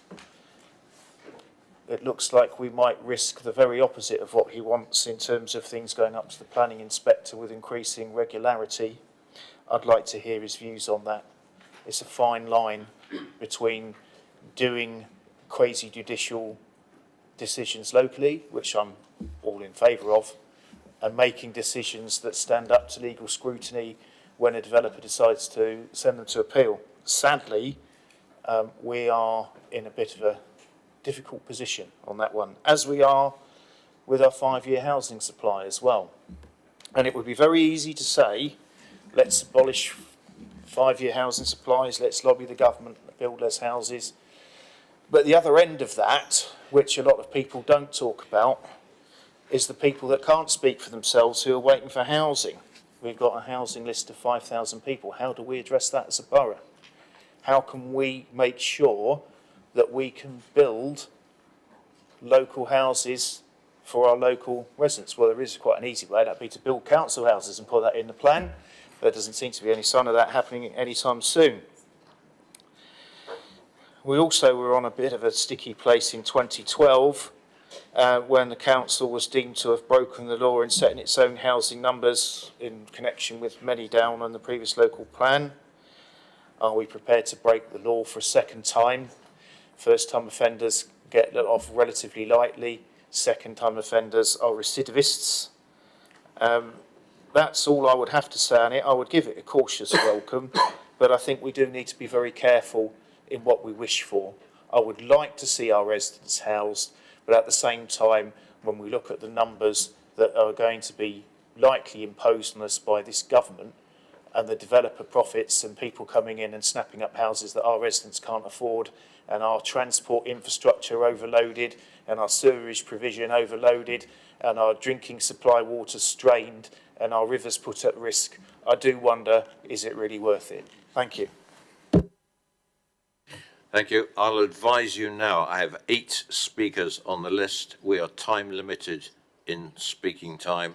If you can't all take 5 minutes, I'll tell you that for nothing. So would the speakers consider that, please, so that everybody gets a fair crack of the whip this evening. Councillor McIntyre. Thank you, Mr. Mayor. This motion struck a chord with me, not because of the subject, even though it is one dear to my heart, but because the wording seemed so familiar. And it was familiar, Mr. Mayor. You see, having only been elected in May, I have tried to familiarise myself with the history behind our disproportionate housing number. As part of my research, I realised that in 2006, BDI Council leader Paul Harvey I propose something very similar to this motion before us this very evening. Local neighbourhood plans designed by local people identifying their issues should direct council and other agency resources providing services that meet real needs, making a difference to people's quality of life. Mr Mayor, I believe our local plan process is being used as a political football by some. You see, when Councillor Harvey expressed those words, he was the Borough Council leader of the Labour Lib Dem coalition at the time. So what, you may ask? And why do words in 2006 matter today? Well, Mr Mayor, the reason why those words matter today is because that Labour Lib Dem coalition administration were the ones who submitted the strategic growth proposal to the Labour government of the time, which resulted in Basingstoke and Deane being put forward as a diamond for growth in the South East Plan. What is this diamond for growth, I hear you ask? I have the very definition here from the same South East Plan. The Growth Points Initiative was designed to provide support to local communities who wish to pursue large-scale and sustainable growth, including new housing, through a partnership with government. Let me repeat that, Mr Mayor. The Growth Points Initiative was designed to provide support to local communities who wish to pursue large-scale and sustainable growth, including new housing. In 2006, our Conservative MP, Dame Maria Miller, challenged then Prime Minister Tony Blair over housing numbers in the South East. Dame Maria said, today the Prime Minister made it clear that it is his intention to force local councils to cram more and more houses into our town, onto our green fields and into our villages, continuing to overload our communities and undermine the quality of life for local residents. Is it not time for the government to stop dumping thousands of homes on Basingstoke and the rest of the South East and to let local councils plan the future of their towns and villages? Do you know what Councillor Harvey's response to that was, Mr Mayor? Well, the story at the time from the Basingstoke Gazette says it all. Council leader rebuffs MP. Borough Council leader Paul Harvey has rejected calls from Basingstoke MP Maria Miller to condemn the Prime Minister's stance on future housing provision in North Hampshire. Councillor Harvey's own words. We cannot escape the growth in our population and we must develop sustainable communities. Well, we haven't escaped that growth, Mr Mayor, have we? Because when Councillor Harvey opened those floodgates, when Councillor Harvey pushed Basingstoke and Deane to the front of the queue to build more housing, when Councillor Harvey ignored warnings from CPRE Hampshire about the congestion of housing in our borough, when Councillor Harvey ignored the warnings of our MP, he tied our hands, Mr Mayor. The figures that this administration has to use today to calculate our housing numbers are inflated due to those floodgates being opened. We have one of the highest growth rates in the country because Councillor Harvey pushed us to the front of the queue all those years ago, and much like an oil tanker, once the course is set, it takes time to deviate. So who should I trust, Mr Mayor?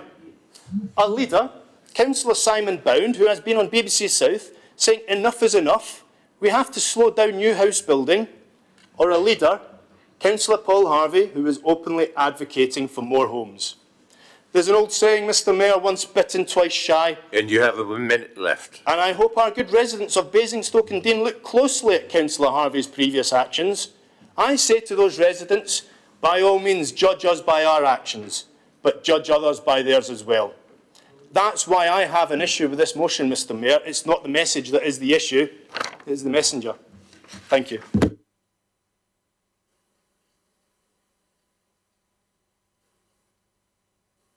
I don't think that applies anymore. I'm taking some advice because I think that was actually removed. No, that is not applicable. Would you sit down, please, Councillor Harvey? Councillor Harvey, would you please sit? Councillor Did we remove that then? Cubitt, some years ago. I can remember being quoted. Anyway. Yep. Yes, hello, good evening. I'd just like to say, firstly, that I fully support this motion, and I also want to congratulate and am in awe of all the hard work that all of our communities do across our borough. They are extraordinary and amazing, from Whitchurch to Old Basing to Bramley, for everywhere. It's invidious to select anybody specific. But as councillors as well, I think The stated objectives in this motion are absolutely the essence of why we bother to stand at election. So I congratulate the movers. I'd just like, because I'm a little bit of shock at Councillor McIntyre's statements, and I'd just like to, unfortunately because he is new, he doesn't know, but Councillor Finney, who was the leader afterwards, was a Conservative, and he was a vehement supporter of Diamond for Growth. And Councillor Sanders, who succeeded Councillor Finney, also was a massive advocate of growth. So whilst you might be true that that might have happened in 2006, it was within a national context and a backdrop. And we, as Conservatives, have done absolutely nothing in the intervening periods between them losing their position of authority and us being in control. And I think that's extremely relevant, because if we don't change the course of the tanker and are incapable of changing the course of the tanker, it begs the question, what's the point in having an election? So, Mr. Mayor, I would just like to say that there is a great quote, which is that when the situation changes, I change my position. But I don't think that we should be in any doubt as Conservatives that we are blameless, and nor is Dame Maria Miller, who has singularly failed to do anything about the numbers of housing that have been imposed on us in the last 12 years, and only now has come out and said that she has a problem when the Conservatives have been in power. When the Conservatives have been in power for 12 years. So it is a complex situation and a complex area, but I commend the movers of the motion, and I will be supporting you.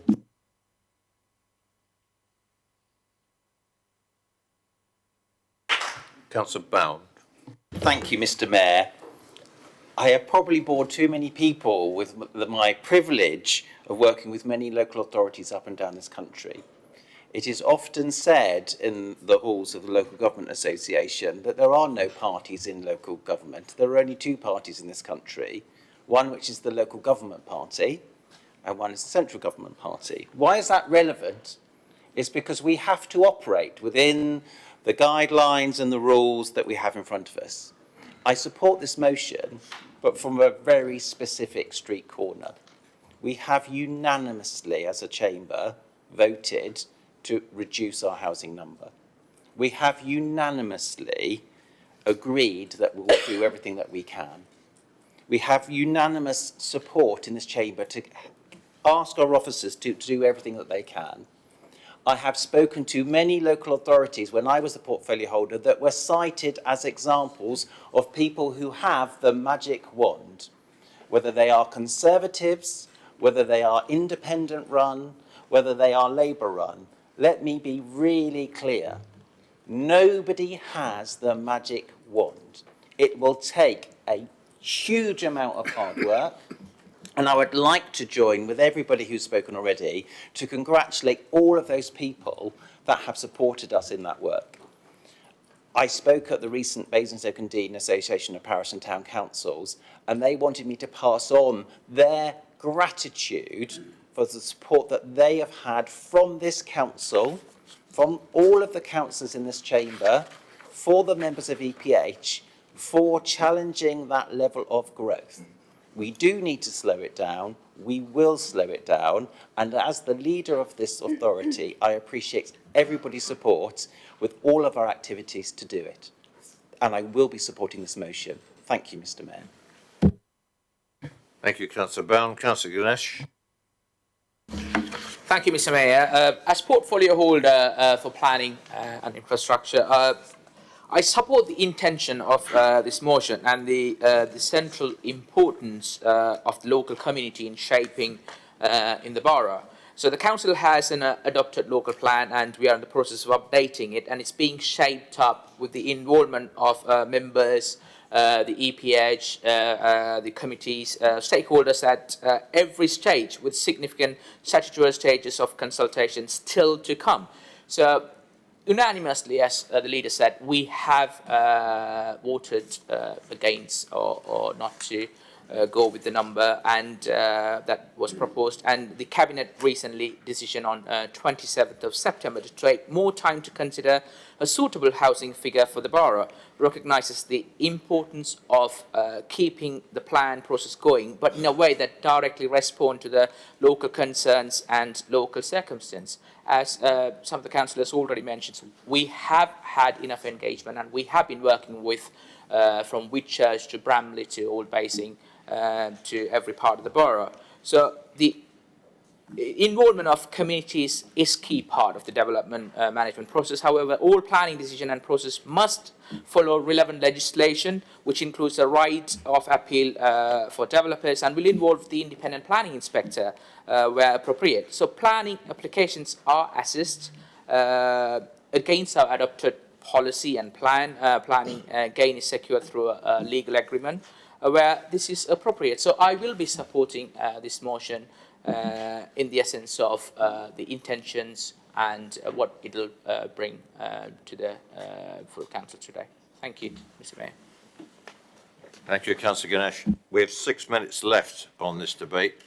Councillor Harvey, I will permit you to respond. I'm just going to refer you to page 97 of the Constitution, paragraph 8.15, and I made it correct. So that was my decision, based on my decision. But Councillor Harvey, we have very little time left, or we've got 3 more speakers. Cool. No, thank you. Actually, thank you, Councillor McIntyre. You kind of made my point for me, really. If we're going to get into the tit for tat like that, then Councillor Finney's leadership of this authority and growth in the direction he took us, and Councillor Sanders' Horizon 2050, and the direction of basically conceding to the LEP in the way that he did, should also be put on the record. And you're talking about 16 years ago. You're talking about a very different world and what has happened in the 16 years of Conservative rule. But I'm not going to go there, because I'm not going to take your bait. Because the point about this, the point about localism, is much as what's already been debated, actually, much as what's already been said.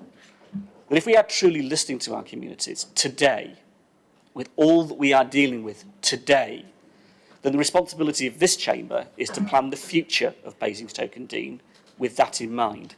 And I think localism, in terms of the act that was passed by the then coalition government, was probably one of the best pieces of legislation we've had. And the fact that the centralisation of planning, as it always is, when in government, it's easy to say things when you're in opposition, and once you're in government, you've got to make the decisions. They always tack away to the centralisation of power. You always tack away from localism, and that's exactly what's happened with the Localism Act. It has been thoroughly undermined over the last 10 or 12 years, to the point now where it is utterly meaningless.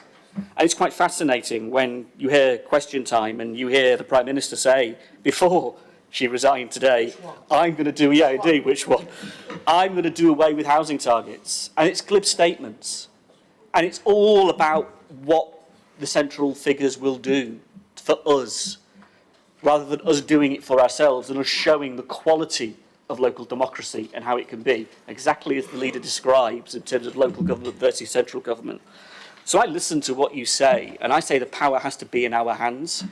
And I say the way we shape the future is exactly about sustainability, about the environment, about climate change, about affordable housing, picking up Councillor McCormick's very important point.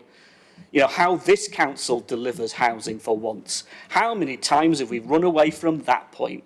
This authority has a role to deliver housing, and why do we always shirk away from that? I think we should embrace the opportunity that this authority can have on its land to make a difference to affordable housing. I really do.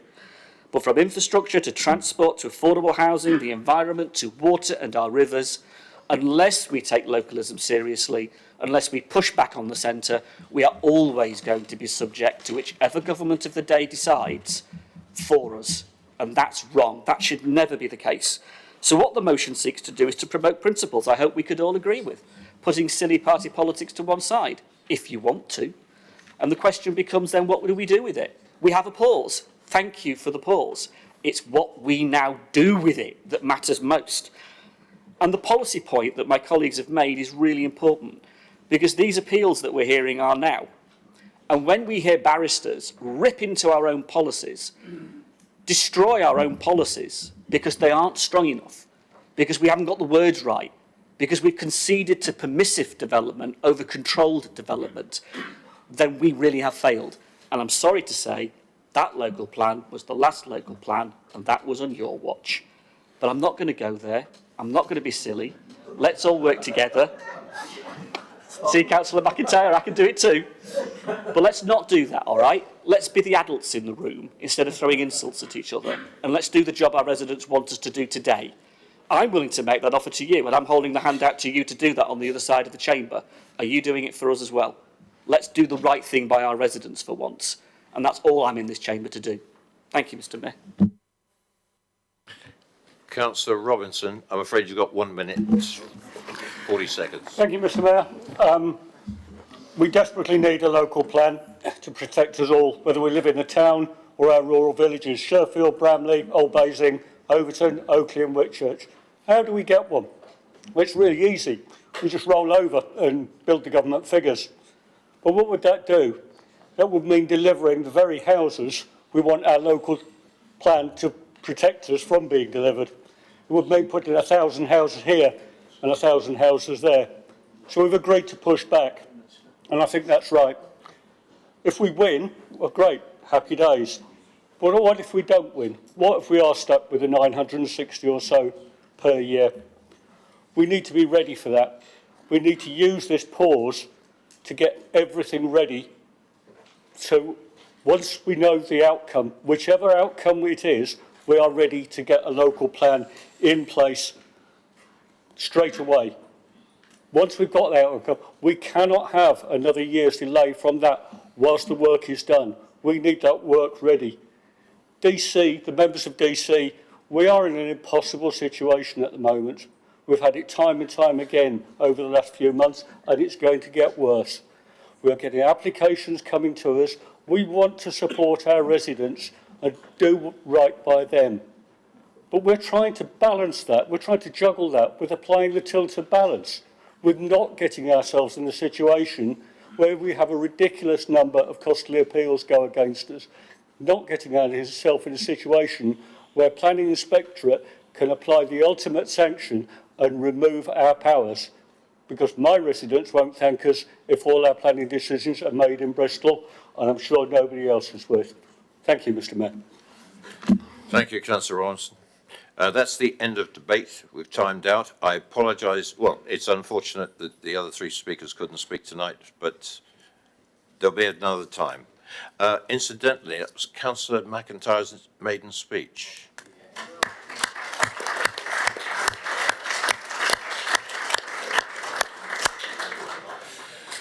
Right, Councillor Tomlin, you have 5 minutes for summing up. Thank you, Chair. Right, well, I'll take it in the order that it came. That was questions from Councillor McCormick. Yeah, the planning by appeal, it's not a satisfactory system. We sit in DC, we have policies, and every decision we make is backed up for planning reasons. Now, we haven't got time, Mr Mayor, to go through all the reasons, but basically I stand by our decisions. There are some non-determination which are internal within the borough that have led us to appeal, but that's developers for you. The 5-year land supply, yes, that's regretful policy that we are faced with. The problem is, look at the sites, the east of Basingstoke, even the Cuffwell Farms, the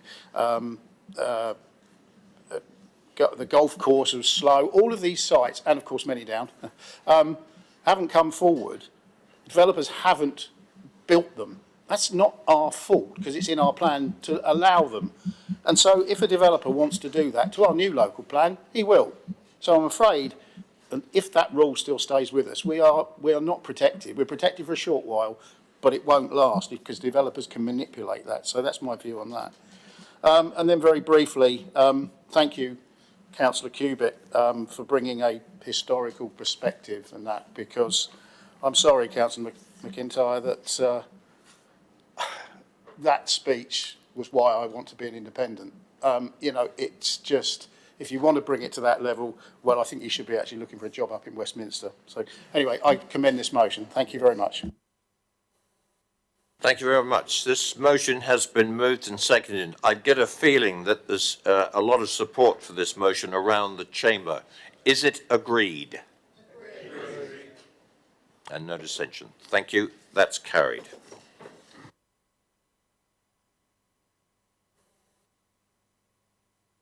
Agenda item 18, notice of motion, business support fund. It is proposed by Councillor Harvey. It is seconded tonight by Councillor Basham. That's a change on the order paper and update. Councillor Harvey. Thank you, Mr. Mayor. Colleagues from across the chamber have been discussing the needs of our businesses and residents coping with the cost of living crisis. When we submitted this motion at the beginning of the month, the political world was in a very different place. My goodness me, they say a week in politics is a long time. What a week. What a 24 hours. What a complete and total disaster. Careful, Paul, we might be a new Prime Minister. You never know. Can we keep the chatter down, please? All of this is just one huge soap opera, and it is farcical. But it is so serious. Because our residents and our business community deserve so much better than the damaging chaos we are seeing. And can I just say to our local MP, Maria, the rest of the world are not to blame for the decisions made in number 10 that have crashed the national economy. Silly questions to Penny Mordaunt, which don't seem to understand what people are living through, do not do her any favours. Local people's mortgages, rents and food and energy prices are all directly affected by the choices that Liz Truss made. Yes, things were bad, but my goodness me, have they been made immeasurably worse by the debacle we've all been living through over the last 2 weeks. Maria, stop blaming others and take some responsibility for your own government's actions. So this motion was designed to ask to the Cabinet and officers to consider what support we can offer to the business community in the face of the energy crisis, the face of the costs of inflation and prices. And for many of them, it is pushing them to breaking point. We cannot afford after COVID to hemorrhage even more local businesses. The actions we have taken as a council, supported from all sides, to help residents through the Cost of Living Assistance Fund will make a difference for many households. Councillor McKay's question later on the order paper equally identifies help that we committed ourselves to offering those residents. So many of our residents are in crisis, have been pushing to breaking point. Many are deeply worried about how they're going to pay their bills, put food on the table. People are frightened, and the political chaos isn't helping. So what we're saying is we also need to hear the voice of small local businesses, because so many people's jobs and livelihoods rely on our small businesses. We need to respect how critical they are to our local economy, and we should ensure we are doing all we can to support them, to support jobs, to support residents. I'm not saying there's a magic wand to solve the crisis that we're facing. We're all facing. I'm saying that we've got to look at what we can do more than we already are. I would also say that while residents and businesses are suffering, they are not the only ones. Our charity sector, which has for so long been the ones to hold together, patching up the failings of both central and local government, they need help too. It's all about what we can do working together across both the public and private sector. So I know that the national help on offer isn't going to be enough. It won't be more than a suture to deal with the deep economic wound that has been made far worse in the past couple of weeks. Indeed, if Chancellor number 4 is to be believed this week, then all the spending commitments that have been made are up for negotiation. So the support that was on the table for people and businesses is no longer guaranteed. With all the chaos going on in government, let us be the adults in the room. Let us hear our residents and hear our businesses. And we are able, if we can, to offer more support, then let us do so. That's the reason we put the motion, asking Cabinet and our officers to help us, help our local small business community, to add to the work that is already being done, to build that level of confidence to help us get through the crisis everybody is facing. Thank you, Mr. Mayor. Thank you, Councillor Harvey. Councillor Basham, you can speak now, or you speak can later if I may. Reserve it? Please. Okay. In that case, I'm going to move into debate. Councillor Golding. Thank you, Mr. Mayor. This council already has a really strong history of supporting local business, and I'm very pleased that it is that way. Still, one of my, I suppose, one of the things I'm proudest of as when I was portfolio holder for finance was that during COVID we were consistently one of the first councils to get grants out to businesses, and I saw and heard from people and the difference that made to them.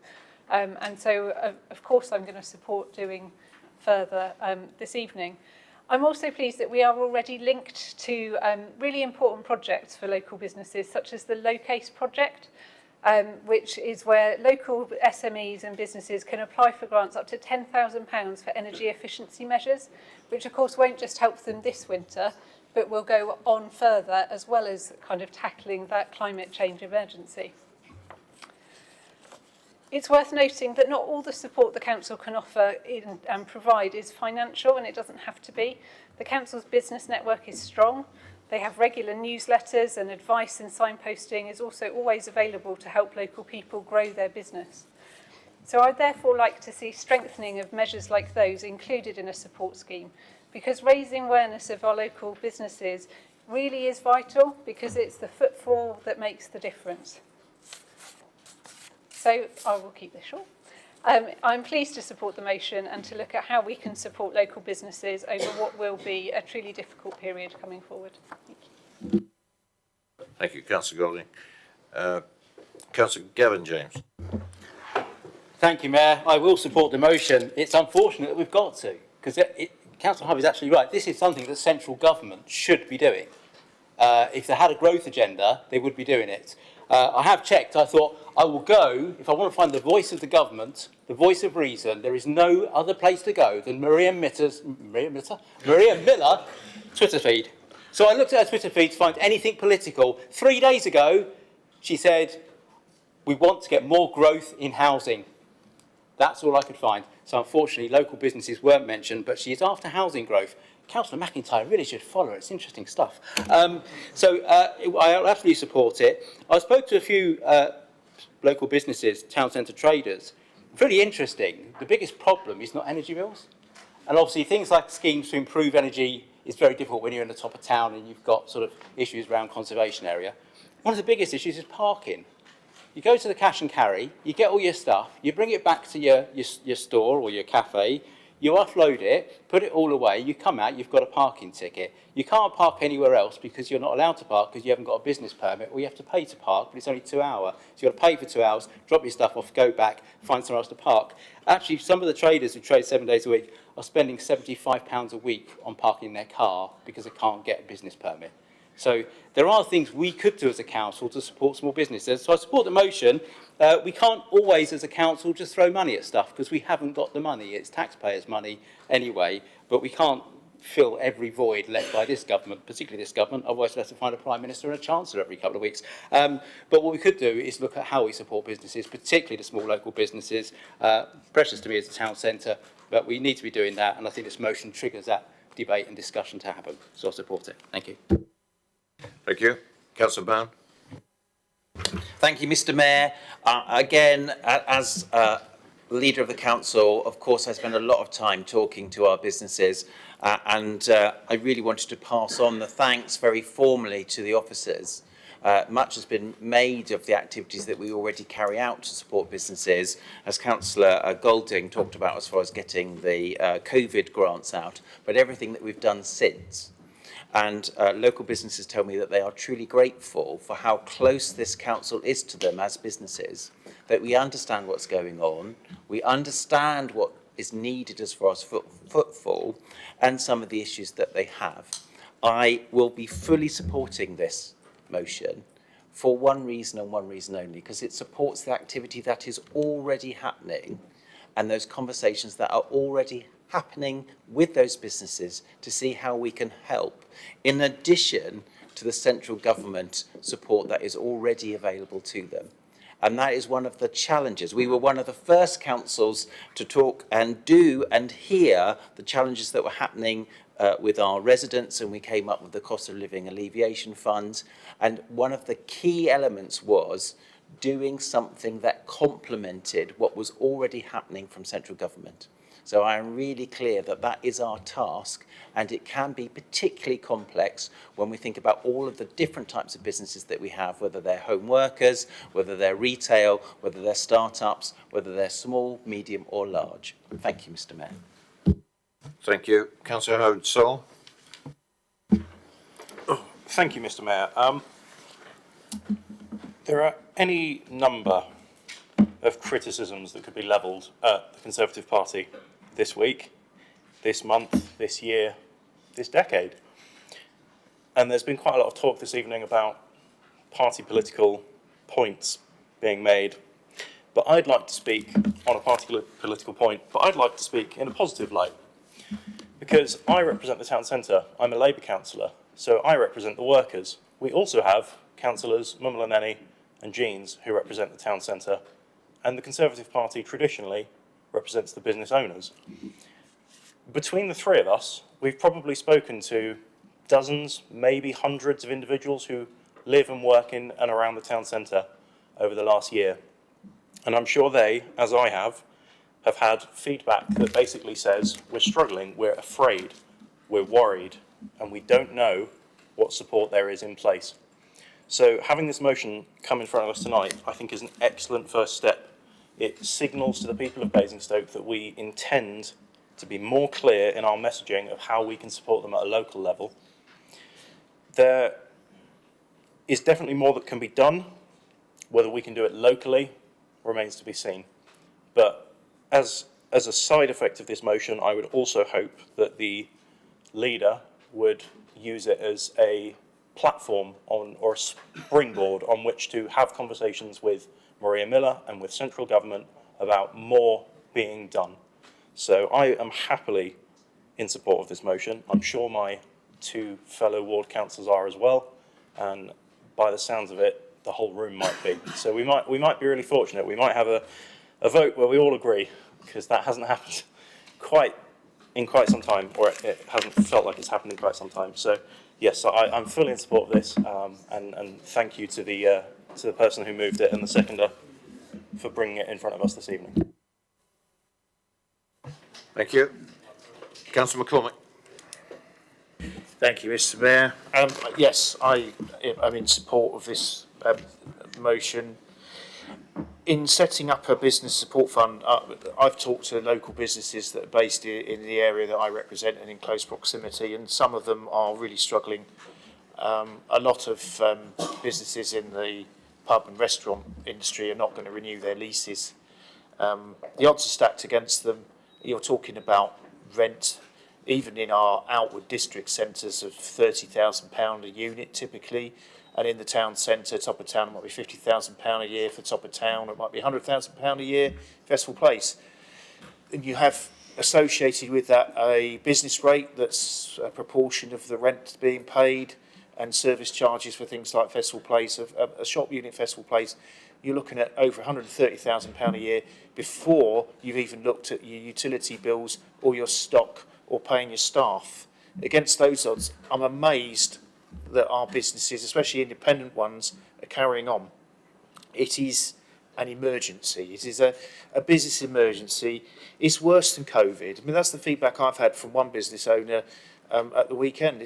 COVID was easy compared to this, especially if you're a pub or restaurant. You could apply for furloughs. You could close certain aspects of your business down. You couldn't have over-the-counter trade or sit-in trade. You're doing takeaways, that sort of thing. This time there's no support of that nature, and we need to make sure that businesses do get support in these tough times, or else if we think the situation that we've got with vacant shop units in Festival Place at the top of town is bad now, and it is bad, it'll be a whole lot worse in a year or 2 years' time unless we take radical action. However, the amount required per business is enormous in many cases. We're talking tens of thousands of pounds. One of the businesses I spoke to, his gas bill had quintupled at the beginning of the year. He got a meridian for it. We don't have, as a council, with the cost of living assistance fund, we give up to £1,000 per household. That's significant. We'd be looking at figures easily 10 times that much to give out to individual businesses. And if we set up a £1 million fund, we would soon run out of businesses to support.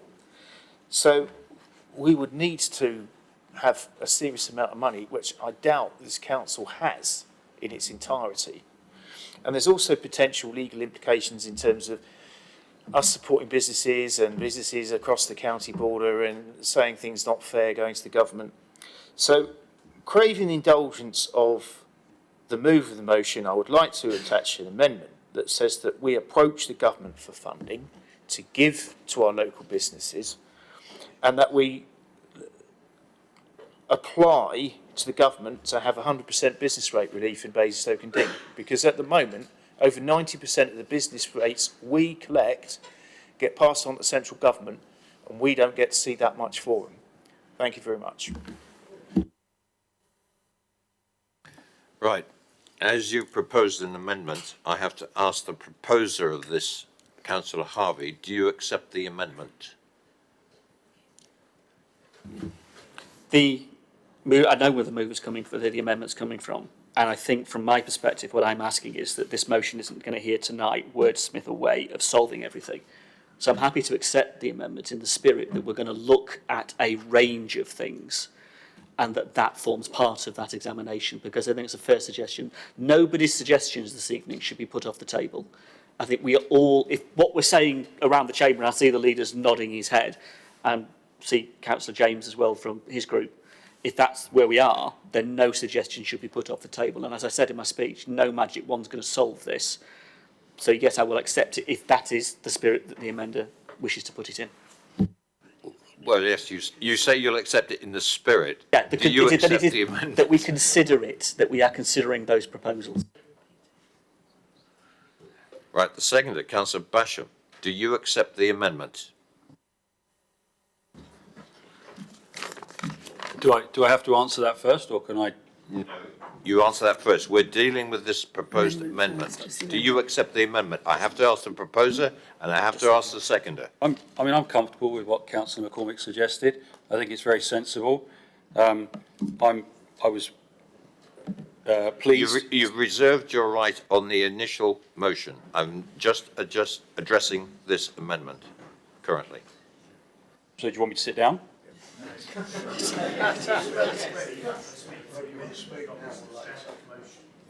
It's just on the amendment. You can speak on this amendment if you wish to.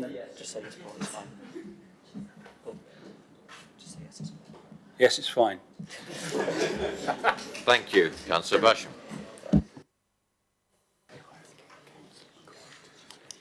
Yeah. Councillor McCormick, you know what I'm going to ask you? Could you spell out that amendment for the record, please, and the understanding of the chamber?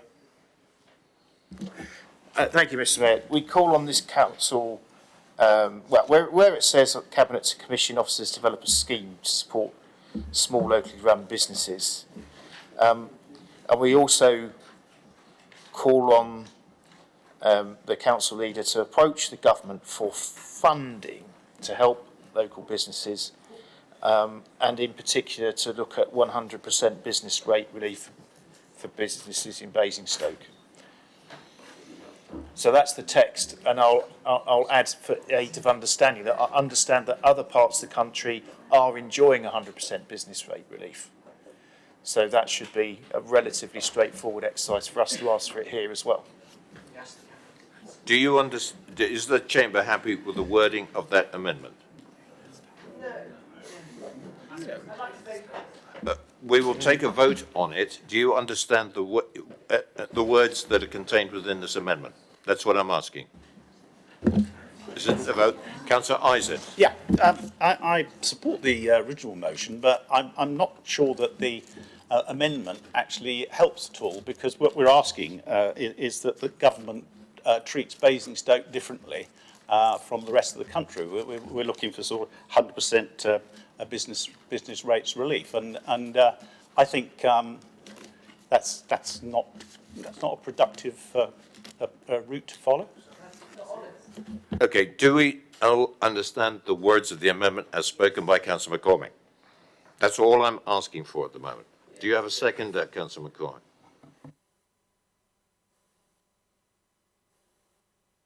Councillor Howard-Sorrell has seconded that amendment to the motion. Right, I will take that amendment. Is there a debate on the amendment? On the amendment, not the prime one. Councillor Cubitt.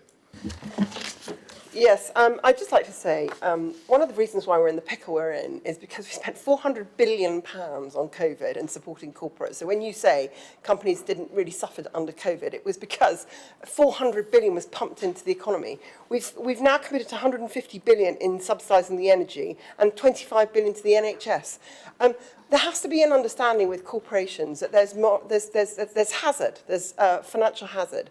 So whilst I in principle accept and totally support the initial motion, which is to try and create an economic environment in which we can support all these wonderful small companies that are trying and struggling and are really scared, I cannot possibly support us even contemplating trying to pump cash into zombie companies that shouldn't exist. They're two very different things. Thank you. Is there anybody else speaking to the amendment? Councillor Gavin James. Yes, the wording of the amendment is rather unfortunate because it goes from a motion of saying let's explore everything we can do to support businesses, particularly local businesses, and this turns it into a we must demand quite specifics from the government. I'm not quite sure. I mean, business rates, for example, for small businesses, I absolutely agree, but actually a lot of small premises don't pay business rates.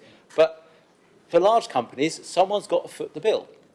Somebody's got to pay. Now, last week, I had an email from Hampshire County Council to say that an investment zone was going to be built in my division.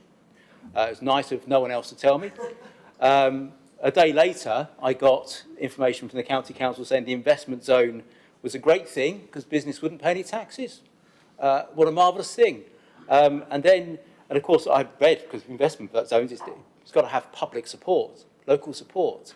I've discovered what that now means because they said we're just waiting for an email back from Maria Miller to confirm her support for it. That's what public support is, just one person who generally loyally backs the government. Fortunately, I don't think she answered her emails. But I was going to be against it because I don't believe you can have big areas that people don't pay taxes. Corporations have got to make a contribution. We're supporting small businesses to thrive and survive in difficult circumstances. But I think what Councillor McCormack seems to have suggested is a bit of a blank cheque be waived at businesses by the government. And I think that's wrong, because I would rather support things like the NHS and policing and stuff like that.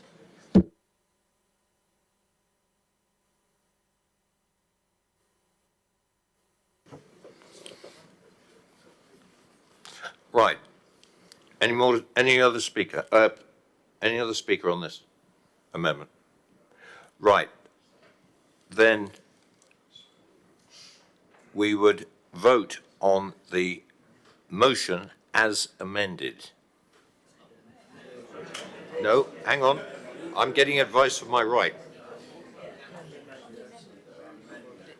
With the amendment, the motion with the amendment. It's the motion with the amendment.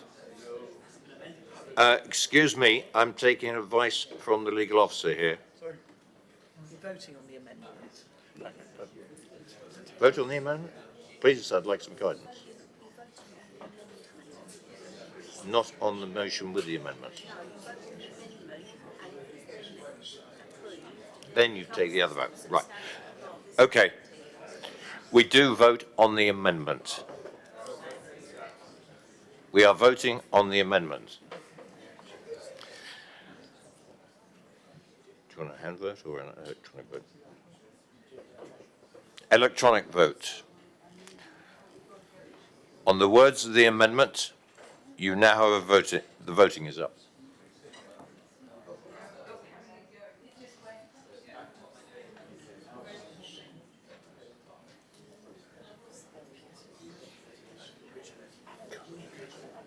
Such decisions.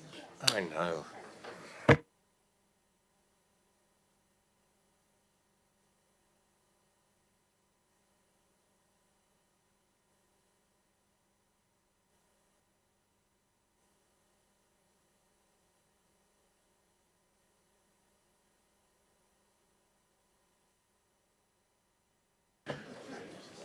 I think it's obvious that the amendment is lost.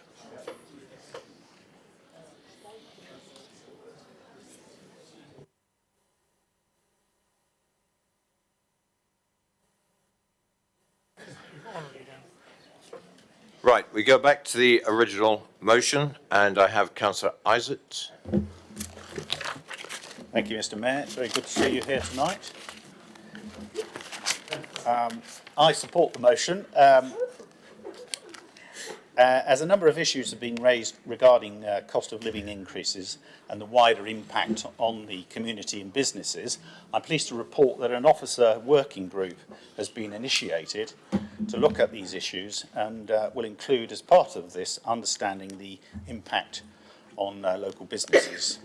This group will be reporting its findings, so we are on it and taking action. Assessing help for small businesses is more complicated than the grants to residents that we gave recently with the £1 million cost of living assistance fund, which is based on income and eligibility. The ongoing viability and profitability of a business, level of energy use based on its size of operation, are all factors that make accurate evaluation more difficult. It's worth saying that government measures have been announced to help businesses across the country this winter with increases in energy prices. You have 1 minute. That's right, end okay, of the fine. debate. So what I wanted to highlight is that the borough is going to receive a £1 million UK shared prosperity fund, and we have put in place plans to help local businesses. So this is going to include an apprentice grant scheme of grants of up to £4,000, a training grant scheme with grants of up to £2,500, and a work experience grant scheme of grants of up to £2,000. So there's a considerable amount of government assistance that's coming to the borough, and as the leader says, we will look at providing any safety net measures that are required as the winter affects businesses because of their high energy use. So I think we've got some fantastic small businesses in this borough, and they can count on this administration and the council as a whole, I think, to look after their interests and help them as much as we can. Thank you. With time expired on the debate time, I'm afraid. So we will move to Councillor Basham. You reserved your right to speak. Thank you, Mr. Mayor. I'm pleased to second Councillor Harvey's motion tonight. I was impressed and proud that this administration put forward the Cost of Living Assistance Fund, thank you, to support the most vulnerable residents through this energy crisis. There does remain a gap for the most vulnerable businesses, small businesses, particularly in hospitality, as identified by Councillor McCormick, and in the third sector, small voluntary organisations and charities in particular. It's hard running a business, a small business, at the best of times. It's incredibly difficult when the cost of one of your essential overheads more than doubles or even triples in the space of months, and possibly overnight as your fixed deal expires. Small businesses are the lifeblood of our local economy and grow into local important employers. So we must think about how we can help them through this energy crisis. I know that there are small business owners out there right now worried about how they will make it through this winter. Now is the winter of our discontent. So I encourage members to vote to assist the small local businesses in their wards. It's reassuring to hear from Councillor Golding about other business support available for members across the chamber and the current administration. Thank you. And I welcome Councillor Isaac's news about the establishment of a group or working group, I can't remember the phrase he used, and the £1 million shared prosperity fund. It just leaves me to say that I'm sure members across the chamber, with their proud tradition of economic competence and business-friendly policies, will not hesitate to vote in favour. Please vote in favour of the motion. Thank you. Thank you, Councillor Basham. Councillor Harvey, for summing up. Thank you, Mr. Mayor, and thank you everybody for the contribution to the debate this evening, because politics to one side, and all right, the national crisis is just embarrassing and it is shocking. And if you listen to the business community and listen to residents, I think the level of fear and concern that is out there should shame anybody in national office, regardless of which political party they come from. But in this case, after all those years, after all the statements, right here, right now, people are genuinely saying, how the hell am I going to get through the winter? What can I plan for next year? Investment decisions for some of our smallest businesses affect their lives directly. It's their houses that they're putting on the line. It's their savings they're putting on the line. It's their families' savings and houses they're putting on to invest in their businesses. And I am talking about not corporations and not big companies. I'm talking about the small companies that underpin the economy, that actually provide the majority of jobs for people in Basingstoke and Deane. And that's where I think we as an authority can make such a difference, because we are that power to bring people around the table. We have that ability to broker in a way that very few across Basingstoke can. We can be that opportunity to achieve both private and public working together. And I really welcome Councillor McCormick, because you were talking about this as well. You've raised this before. Councillor James, again, it isn't as this is the first time this motion has raised this issue. What we do with it is going to be really, really important here to decide the sort of things beyond what we are currently doing. The low case thing's great, but all it does is tackle energy efficiency. It's all about emissions, and most businesses won't qualify. So the very things of accessibility, the importance of having schemes that are genuinely accessible become really important for those particular businesses. And I'm sorry about the Shared Prosperity Fund. It's going to be part of the Chancellor's review, isn't it? All of that is. We ain't guaranteed a penny. It's great that we had it on the line, but we aren't going to get it if things go the way we're being suggested they're going to go. So again, the pressure does come back on this authority to what we can do and what we can achieve with our business community and residents. And I would just underline the third sector and the importance of our charitable organisations, because right here, right now, they are the front line of an awful lot of what is going on for our residents and communities and businesses, and they need our support too. So please support the motion. Let's explore this and do something really, really positive. And thank you for at least all the contributions that have been made across the chamber this evening on this important subject. Thank you, Councillor Harvey. Once again, I sense an atmosphere and agreement on this particular motion. Is it agreed? Agreed. Thank you, members. The motion's carried. Agenda item number 19, notice of motion, voter ID. Councillor McCormick to propose. Thank you, Mr. Mayor. This is a solution in search of a problem. On checking with our electoral services department, we could find no examples of voter fraud in Basingstoke and Deane, going back over a number of years as far as we could. Why then institute the requirement to produce photographic ID in order to vote at a polling station? The answer appears to be to make it harder for people to vote. Those without ID are likely to be the most marginalised in society, the young, the least well off, those without passports who can't drive. It would be a different story if we had a national ID card scheme, but we haven't.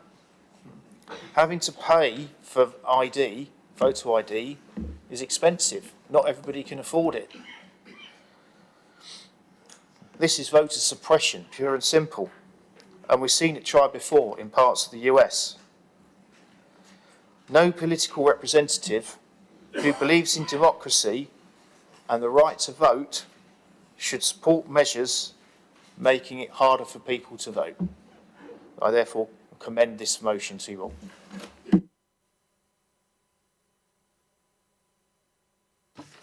Thank you.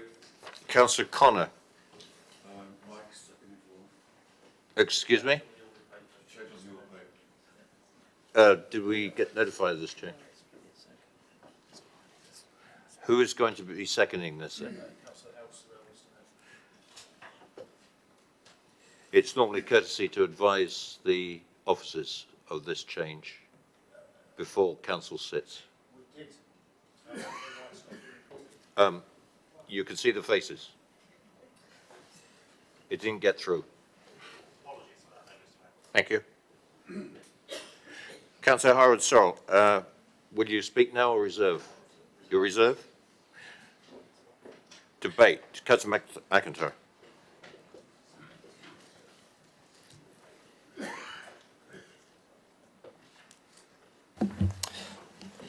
Thank you, Mr Mayor. And I want to thank members for their courtesy for my maiden speech last one. I must admit, sitting down to the sounds of silence from the opposition bench, I didn't actually know whether or not to wear that as a badge of honour, but thank you, it was appreciated. To the motion at hand then, whilst I commend opposition councillors for their concern over residents lacking necessary ID, I must point out a few facts and statistics that have been neglected. Firstly, both the Organisation for Security and Cooperation in Europe's Office of Democratic Institutions and Human Rights and our own Electoral Commission have recommended the introduction of use of ID in polling stations in the UK. They see the lack of verification as too trusting and open to abuse. Secondly, of the 47 European nations, all but one country requires a government-issued voter ID to vote. Can you guess, Mr Mayor, which nation deviates from the crowd? That's right, Great Britain. However, another peculiarity, whilst voter ID is not required in Great Britain, it is in parts of the United Kingdom. How is that, I hear you ask? Well, Mr Mayor, that is because voter ID has been required in Northern Irish elections since the introduction of the Electoral Fraud Northern Ireland Act 2002. From the Select Committee on Northern Ireland Affairs' first report in 2004 after implementation of the Act, the 2002 Act sought to address a widespread and long-standing perception that electoral fraud was rife in Northern Ireland. While the evidence for this remains largely anecdotal, a review of the electoral processes in Northern Ireland in 1998 by Northern Ireland Office concluded that, despite the lack of hard evidence presented to the review, it was convinced that a level of abuse exists which is unacceptable. My learned colleagues across the floor may not appreciate the timing of the review in 1998 nor introduction of the Act in 2002. However, it was their party that implemented both causes of action, Mr Mayor. Thirdly, my colleagues across the floor seem to suggest cases of electoral fraud belong with tales of unicorns, the Tooth Fairy, Bigfoot and Councillor Harvey voting Conservative. Well, Mr Mayor, let's look to 2004, where 6 Labour councillors in Birmingham were found guilty of carrying out massive, systemic and organised postal voting fraud to win 2 wards during elections for the City Council. The judge in that case said the fraud was not the actions of a few hotheads. It was carried out with the full knowledge and cooperation of the local Labour Party and extensively prevailed throughout the city. Or, Mr Mayor, in 2014, when again we had a case before the election court, we again had an election voided. And in that case, we have the judge stating the evidence laid before this court has disclosed an alarming state of affairs in Tower Hamlets. This led our Electoral Commission to recommend, finally, we should move to a system where voters are required to produce identification at polling stations.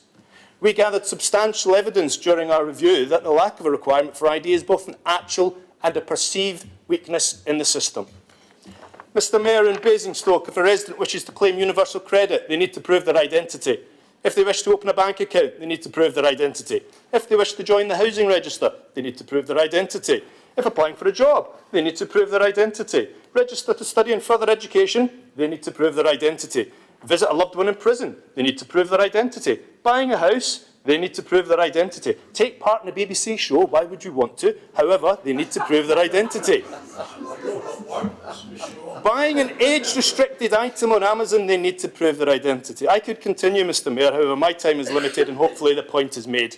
So I conclude, Mr Mayor, by again commending my colleagues' concern over residents lacking necessary ID. However, perhaps their efforts should be encouraging take-up of the free voter card, which will be issued by this authority, rather than trying to overturn the recommendations of both the OSCE, Office for Democratic Institutions and Human Rights, and our own Electoral Commission in aiming to prevent electoral fraud. Thank you.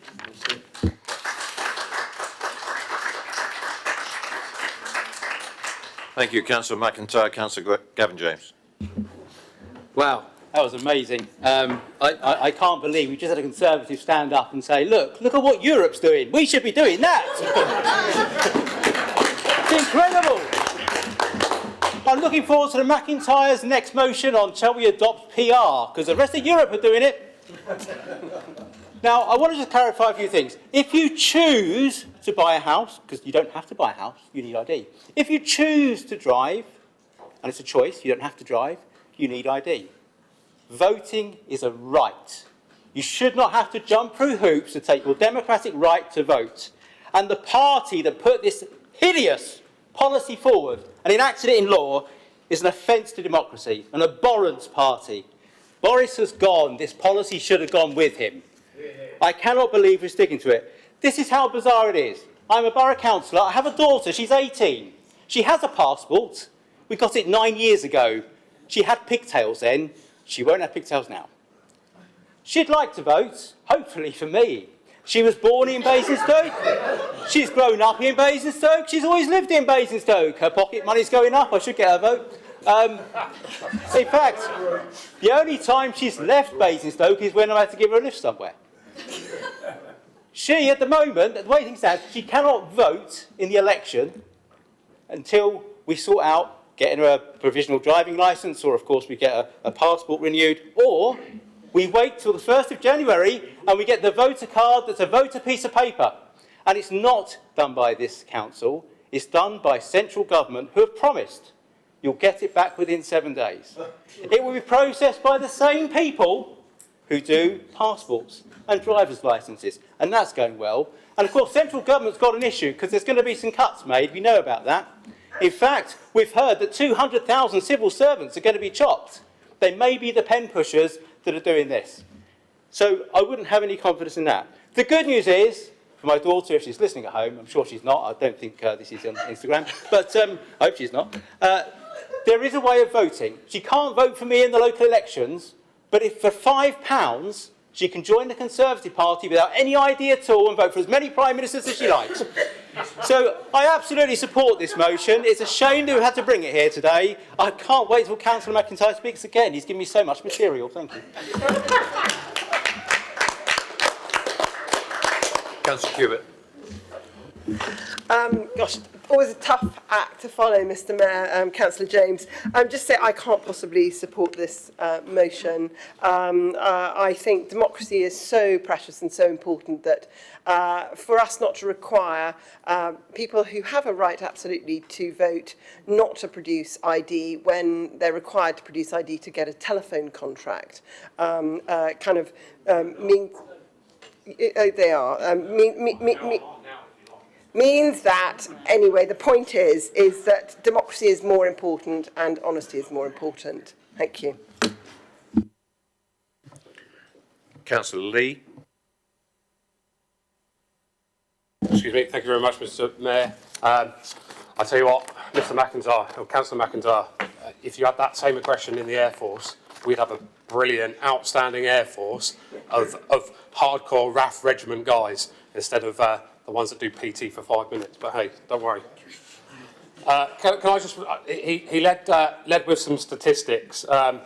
According to the Electoral Reform Society, evidence from around the world suggests that forcing voters to bring ID or photo ID makes it harder for people to vote, and it does very little to increase faith in voting systems. Government-owned research, that's the Conservative-owned government research, in 2021 found that 2% of people don't have any form of ID and 4% don't have any recognisable ID. So making mandatory voter ID a barrier to many people, including those that have severe learning disabilities, the unemployed, people without qualifications, we're just disenfranchising people from voting. Let's look at the statistics as to whether this is needed or not. In 2021, there were 315 cases of alleged electoral fraud across local elections, local referendums and other elections. How many charges were brought? None. None led to a conviction, only one where a caution was issued. What stands out, though, is that of those 315 offences, 52% of those were for campaigning offences. There's nothing stopping us from making any legal or illegal campaigning methods being in these laws. Let's have a look back down to 2020. 15 allegations, 12 no further actions were taken. 2019, 595 allegations, 4 convictions, of which 2 were cautions. So hardly the crimes of the century, considering that this Tory government has decimated the police force, allowing criminals to get off scot-free in many instances. And Councillor McIntyre talked about European countries requiring ID. In most European countries, they issue free ID. In this country, they don't. Thank you very much. Thank you. No. Councillor, slightly different reference there, Councillor Harvey. Councillor Harvey. Thank you, Mr. Mayor. This piece, I hear what the Conservatives are saying, but this piece of legislation is disgusting. I mean, this piece of legislation is the very thing that you're saying you support, which is to have democracy in every sense supported and encouraged. It's very Trumpian, and I think we found our Donald Trump for Basingstoke and Dean in Councillor McIntyre. I think absolutely, sir, you fit the bill. This is about excluding people, and every rights organisation that you could quote, every organisation that relates to every Human Rights Act or human rights piece of legislation will tell you that if you put barriers in the way of people voting, such as this, when there is no problem, it is such a thing to say to people, we have a problem when it does not exist. That's my point about the Trumpian nature of this debate. Wherever there has been an issue, on the small minority scale that it has existed over decades in this country, our courts and our system has stamped all over it and dealt with it. That's where you see this matter being dealt with, in the right place, not by a piece of legislation introduced which curtails democracy. Because who are those that are most affected? It is those that cannot access the system. It's those that cannot get the pass that you choose they have to have. Why in the world should you get the right to say to somebody how they can and cannot vote in that way? That is putting barriers in the way of voting, and it will be the most disadvantaged, those who struggle with these very systems, that will be prevented from voting. And it isn't just politicians saying that. As I say, you will find rights organisation after rights organisation saying that. And it's not just in this country. For goodness sake, colleagues, step outside the populism of Boris Johnson. For goodness sake, take back your conservative values. Believe in your democracy in the way that you used to in that way. I hear you tonight, and it's very Boris, but it's wrong. And I feel that this piece of legislation should be opposed and should be, well, it should just be withdrawn. And it should be killed off, absolutely, because of what it does to exclude people from the voting process. So I'll be voting for the motion, because I believe in the principle of democracy in the way that it should have, well, the way it has always been in this country. And if there isn't a problem, why in the world, what in the world are we trying to fix?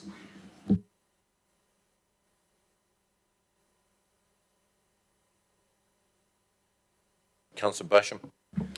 Thank you, Mr. Mayor. I'll be brief. At the last election, voters received a polling card, just a DL sized, A3, A2, whatever it was, A5, A2 polling card.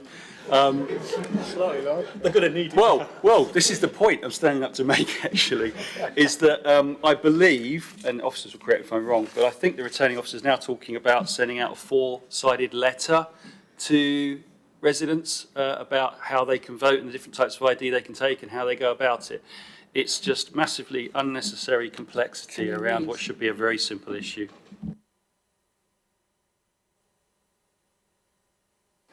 Councillor Jones.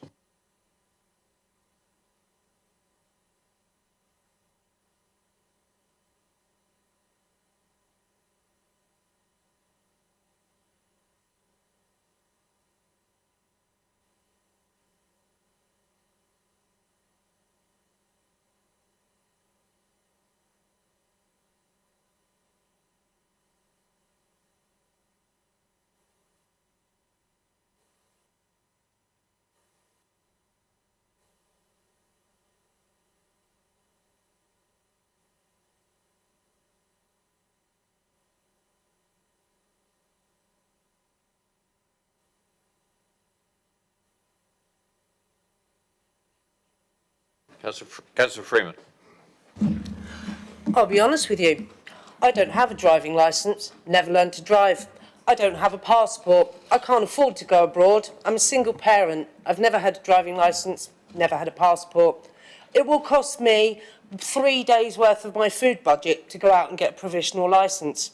I have a 14-year-old son. He needs clothes. I can't countenance the cost, especially not with the cost of living crisis. Voter ID, if it can disenfranchise someone like me from voting, then imagine what lesser residents, people on lower incomes than me, people with less accessibility, people with maybe not specific, like, you know, people with learning difficulties, any sorts of problems. We are disenfranchising people with this requirement for a photographic ID. I will 100% be supporting this motion. We shouldn't be, if we are going to expect voters to provide photographic ID, we should be providing it for them free of charge. This is the only way I can see photographic ID working. It is unfair. It is not.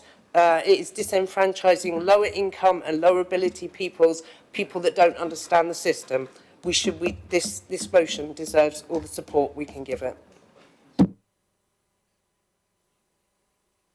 Councillor Frost, and you've got 3 minutes. Thank you, Chair. Mr. Mayor, I won't need the 3 minutes.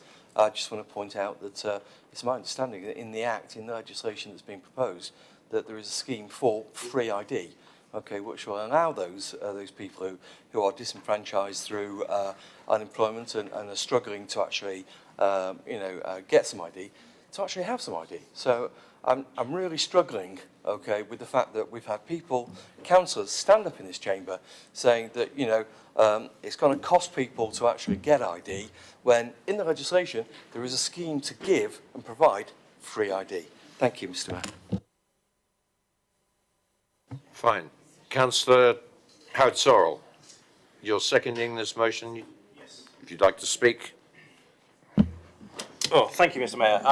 I've been making notes as I go through. How long do I have? Like 5 minutes, 3 minutes, something like that? Some amount of time. So hopefully I'll get through it all. It's 5 minutes. Excellent. Thank you for that. Now, I have to say, I've probably been slightly naive in the very first sentence I've written down as a response to something I've heard. I've written, if you ask voters what they care most about when they're talking about their politicians, they want to vote for people that are honest. Maybe that's not true, but I'm going to be honest. This entire debate has been farcical. It's an absolute farce. I'll start with the first thing I heard. Somebody, I think it was Councillor McIntyre, said that it's too trusting to not have voter ID. Heaven forbid we trust the people that live in our town and in our country. Heaven forbid. He also said that, he gave an example, postal voter fraud. This legislation will drive significant uptake of postal voter registration. You can't be idiotic enough to think that people being required to have ID on the door won't increase postal voter registrations. Of course people are going to do it because it's less effort than going in on the day, especially for people that don't have ID. It might be free, but it's a time cost, it's an effort cost, it's a technology cost of being able and willing to register for a free ID, even if it is included in part of the legislation. It's not just about money, which I know is basically the only thing that Tories understand, but whatever. I'm just going to say what everybody knows for a fact. We don't want this this legislation because we know it will it won't benefit us. It will benefit the Tories. The Tories want this legislation because it will benefit them. And that's just a fact. That is truthful. And that's all that we should be when speaking on behalf of our residents. The truth is, you want it because it will increase your votes. We don't want it because it will reduce our votes. Plain and simple. That's the only reason this legislation has gone forward. That's why it's gone forward in America under people like Trump, because they would rather disenfranchise people than actually have a functional democracy. And if any of you vote, I've got another point, so I'll go on to that, but you've probably all been whipped to vote on this. Some of you probably genuinely believe the absolute tripe that you're spouting. Well, even if you haven't been whipped, I fully believe you have. I don't believe any of those shaking of heads, to be honest. As evidenced in Parliament yesterday, by your own party, you can vote against the whip and there's no consequences, by all accounts.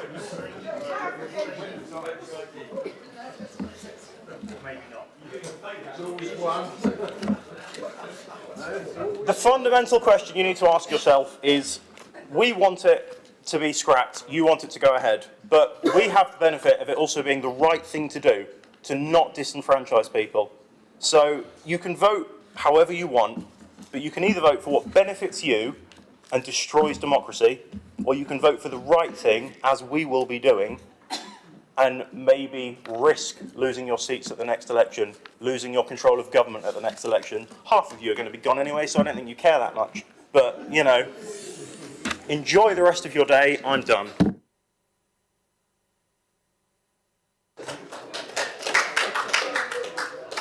Councillor McCormick, to sum up. Thank you, Mr. Mayor.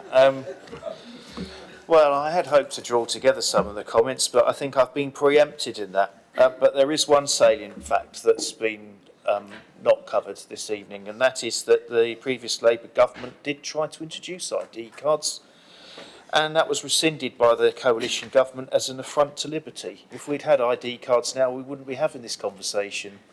It would be so much easier to institute. You don't need ID cards, except you have to have ID to vote. So, postal voter fraud. Postal voter, I can't see how you could possibly conflate postal voter fraud with having to bring ID to a polling station. As Councillor Harris well rightly suggests, the likelihood is the more people will apply for postal votes as a result of this legislation. And one other thing I would note as well is voter turnout. Voter turnout, yes, we have lower voter turnout in a lot of our Labour wards than some of the highest turnout, I believe, is Overton and Whitchurch, and the second highest might even be Grove. But that in itself tells its own story. We already have voters that are not turning out to vote. We are making it harder for voters not. The wards with the lowest turnout are going to be disproportionately affected. I think you can see where this is heading in terms of it is going to make it easier for Tories to get elected in wards where they have higher turnout. And that was known about by this government. And given the perilous position of this government now, this looks like a very desperate act to try and cling on to power. And I really do worry about some of the attacks on human liberties that this Tory government is enacting, willfully cheer-led by many of the councillors on the other side of the chamber, it would appear. The Tory party is the party of privilege and inequality. It opposed women's right to vote, it opposed working people's right to vote, it is now supporting voter suppression. I rest my case. It's been properly moved and seconded, this motion. I'm going to put this to the vote.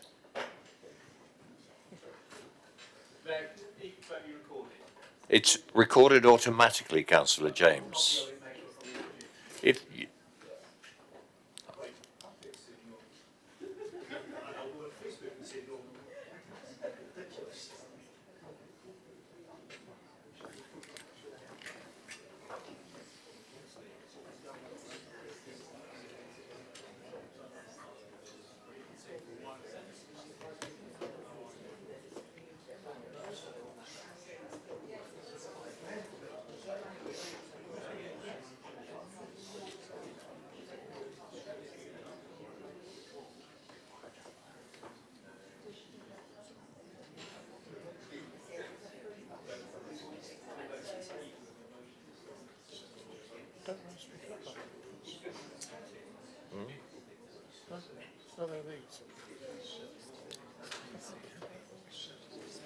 That's a strange one. I have. I tend not to. That's what I was offering.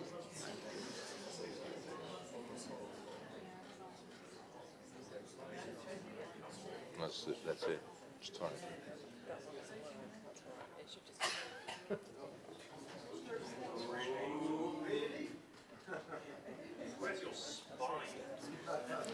The vote is closed.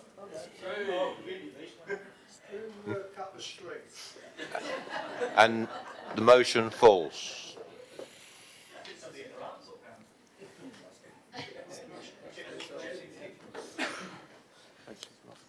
The motion is lost. Thank you.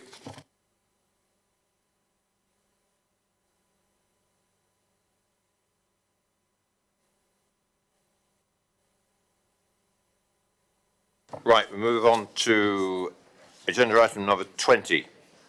Questions from members of council on notice. Question 1 is from Councillor Fenimore. As on the order paper, Mr Mayor, for the second time. For the second time. Councillor Isaac. Thank you, Mr Mayor. I'm pleased to give some update on progress to Councillor Fenimore. So, as part of the updated community building strategy, new proposals for community buildings, leases and service level agreements are scheduled to come to Cabinet on the 1st of November 2022, followed by CEP in January 2023, if agreed by the Chair. Over the last 3 months, the property operations team has reviewed leases and licences and, where appropriate, corrected information held on the Council's database, particularly on end dates. This work is ongoing. They have reviewed Scout premises leases, which are being renewed. There are 13 community centres where the leases have expired, out of a total of 24. In the case of the Haymarket Theatre, I'm pleased to advise Council that this lease has just been renewed. Under the proposed community building strategy, new leases will provide for a more consistent approach in management for all parties. When the new lease arrangements have been formally agreed, officers will target those leases that have either expired or are coming to an end within the next 12 to 18 months. Officers will be mindful of organisations where there may be grant applications and early resolution required, and will prioritise accordingly. As Councillor Fenimore has requested, we can provide him and the Chair of CEP with a list of community centres showing lease expiry dates and recently renewed leases if he wishes. Thank you. Councillor Fenimore, do you have a supplementary? Only in as much that I'd just like to refer Councillor Isaac to what we've agreed tonight in terms of the council procedure rules in the Constitution, which says in Rule 13, questions by members to provide a 10-day working day timescale for written responses. 10 days, not 3 months. Councillor Isaac. I accept that we should have come back in writing to Councillor Fenimore, and I apologise for that, and I will ensure that with officer help that we make sure that that doesn't happen in future. Thank you. We'll move on to question number 2, Councillor Mackay. Yes, thank you, Mayor. Let me bring us back to the cost of living crisis and remind all members that the one-off grant scheme to provide cost of living support advice was approved by this council as part of the Revenue Outturn report on the 14th of July this year, following a motion that was agreed 5 months earlier in February and subsequently a Cabinet decision dated the 5th of July. It's now over 3 months since the approval. Please explain why the scheme is not yet operational. Thank you. Councillor Isaac. Mr Mayor, yes, thank you. I'm happy to give an update to Councillor Mackay. As he said, Cabinet on the 5th of July 2022 considered and approved a carry forward of the £60,000 of unspent councillor grant scheme. And this is to be used on a one-off basis in 2022-23 to provide a grant scheme for organisations to apply for funding to give advice and support activities in relation to the cost of living increases. Following this, the Council also submitted an investment plan to the Department for Levelling Up Housing and Communities to utilise £1 million of UK Shared Prosperity Fund that has been allocated to this Council to be used over a 3-year period. This includes additional funding of £70,000 allocated for community-led interventions in this financial year. the proposed approach with the UK Shared Prosperity Fund is to set up a grant scheme that will provide both revenue and capital funding to enable community-led interventions based on needs identified by communities themselves. To reflect the current challenges faced by residents with the cost of living crisis, the focus of this fund in this financial year will be on enabling community-led projects that will provide support to residents to overcome this difficult period.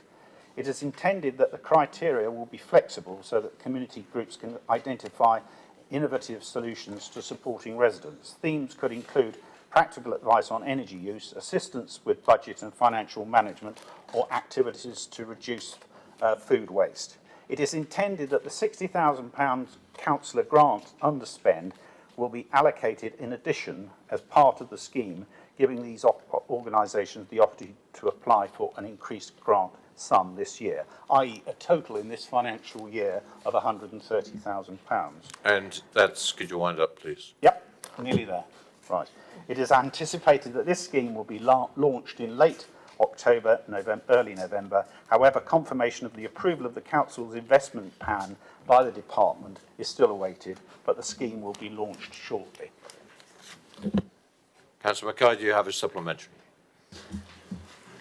I'd just like to express disappointment that a scheme that could have been entirely in our hands locally has been wedded to something that clearly requires a response from central government. I think it's unfortunate, because if we hadn't made that decision to tie the two together, I don't believe the larger scheme would have been diminished, and perhaps the scheme to benefit organisations like the CAB in Basingstoke or Tatley could already have been operational by now. Is there a question there, Councillor Mackay? Well, I'd welcome Councillor Isaac's review and response to the observation as to why we chose to tie it to a vehicle over which we don't have control, when we could have made a decision to have control. Councillor Isaac.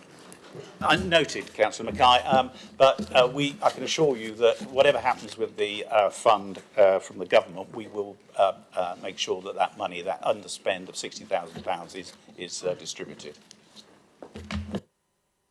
Thank you. Moving on to agenda item number 21. Questions to the Chair of Cabinet and/or Committee. Are there any questions? The listed on the update paper. Are there none? If there are none, I close this council meeting. Thank you, members. Ladies and gentlemen, please.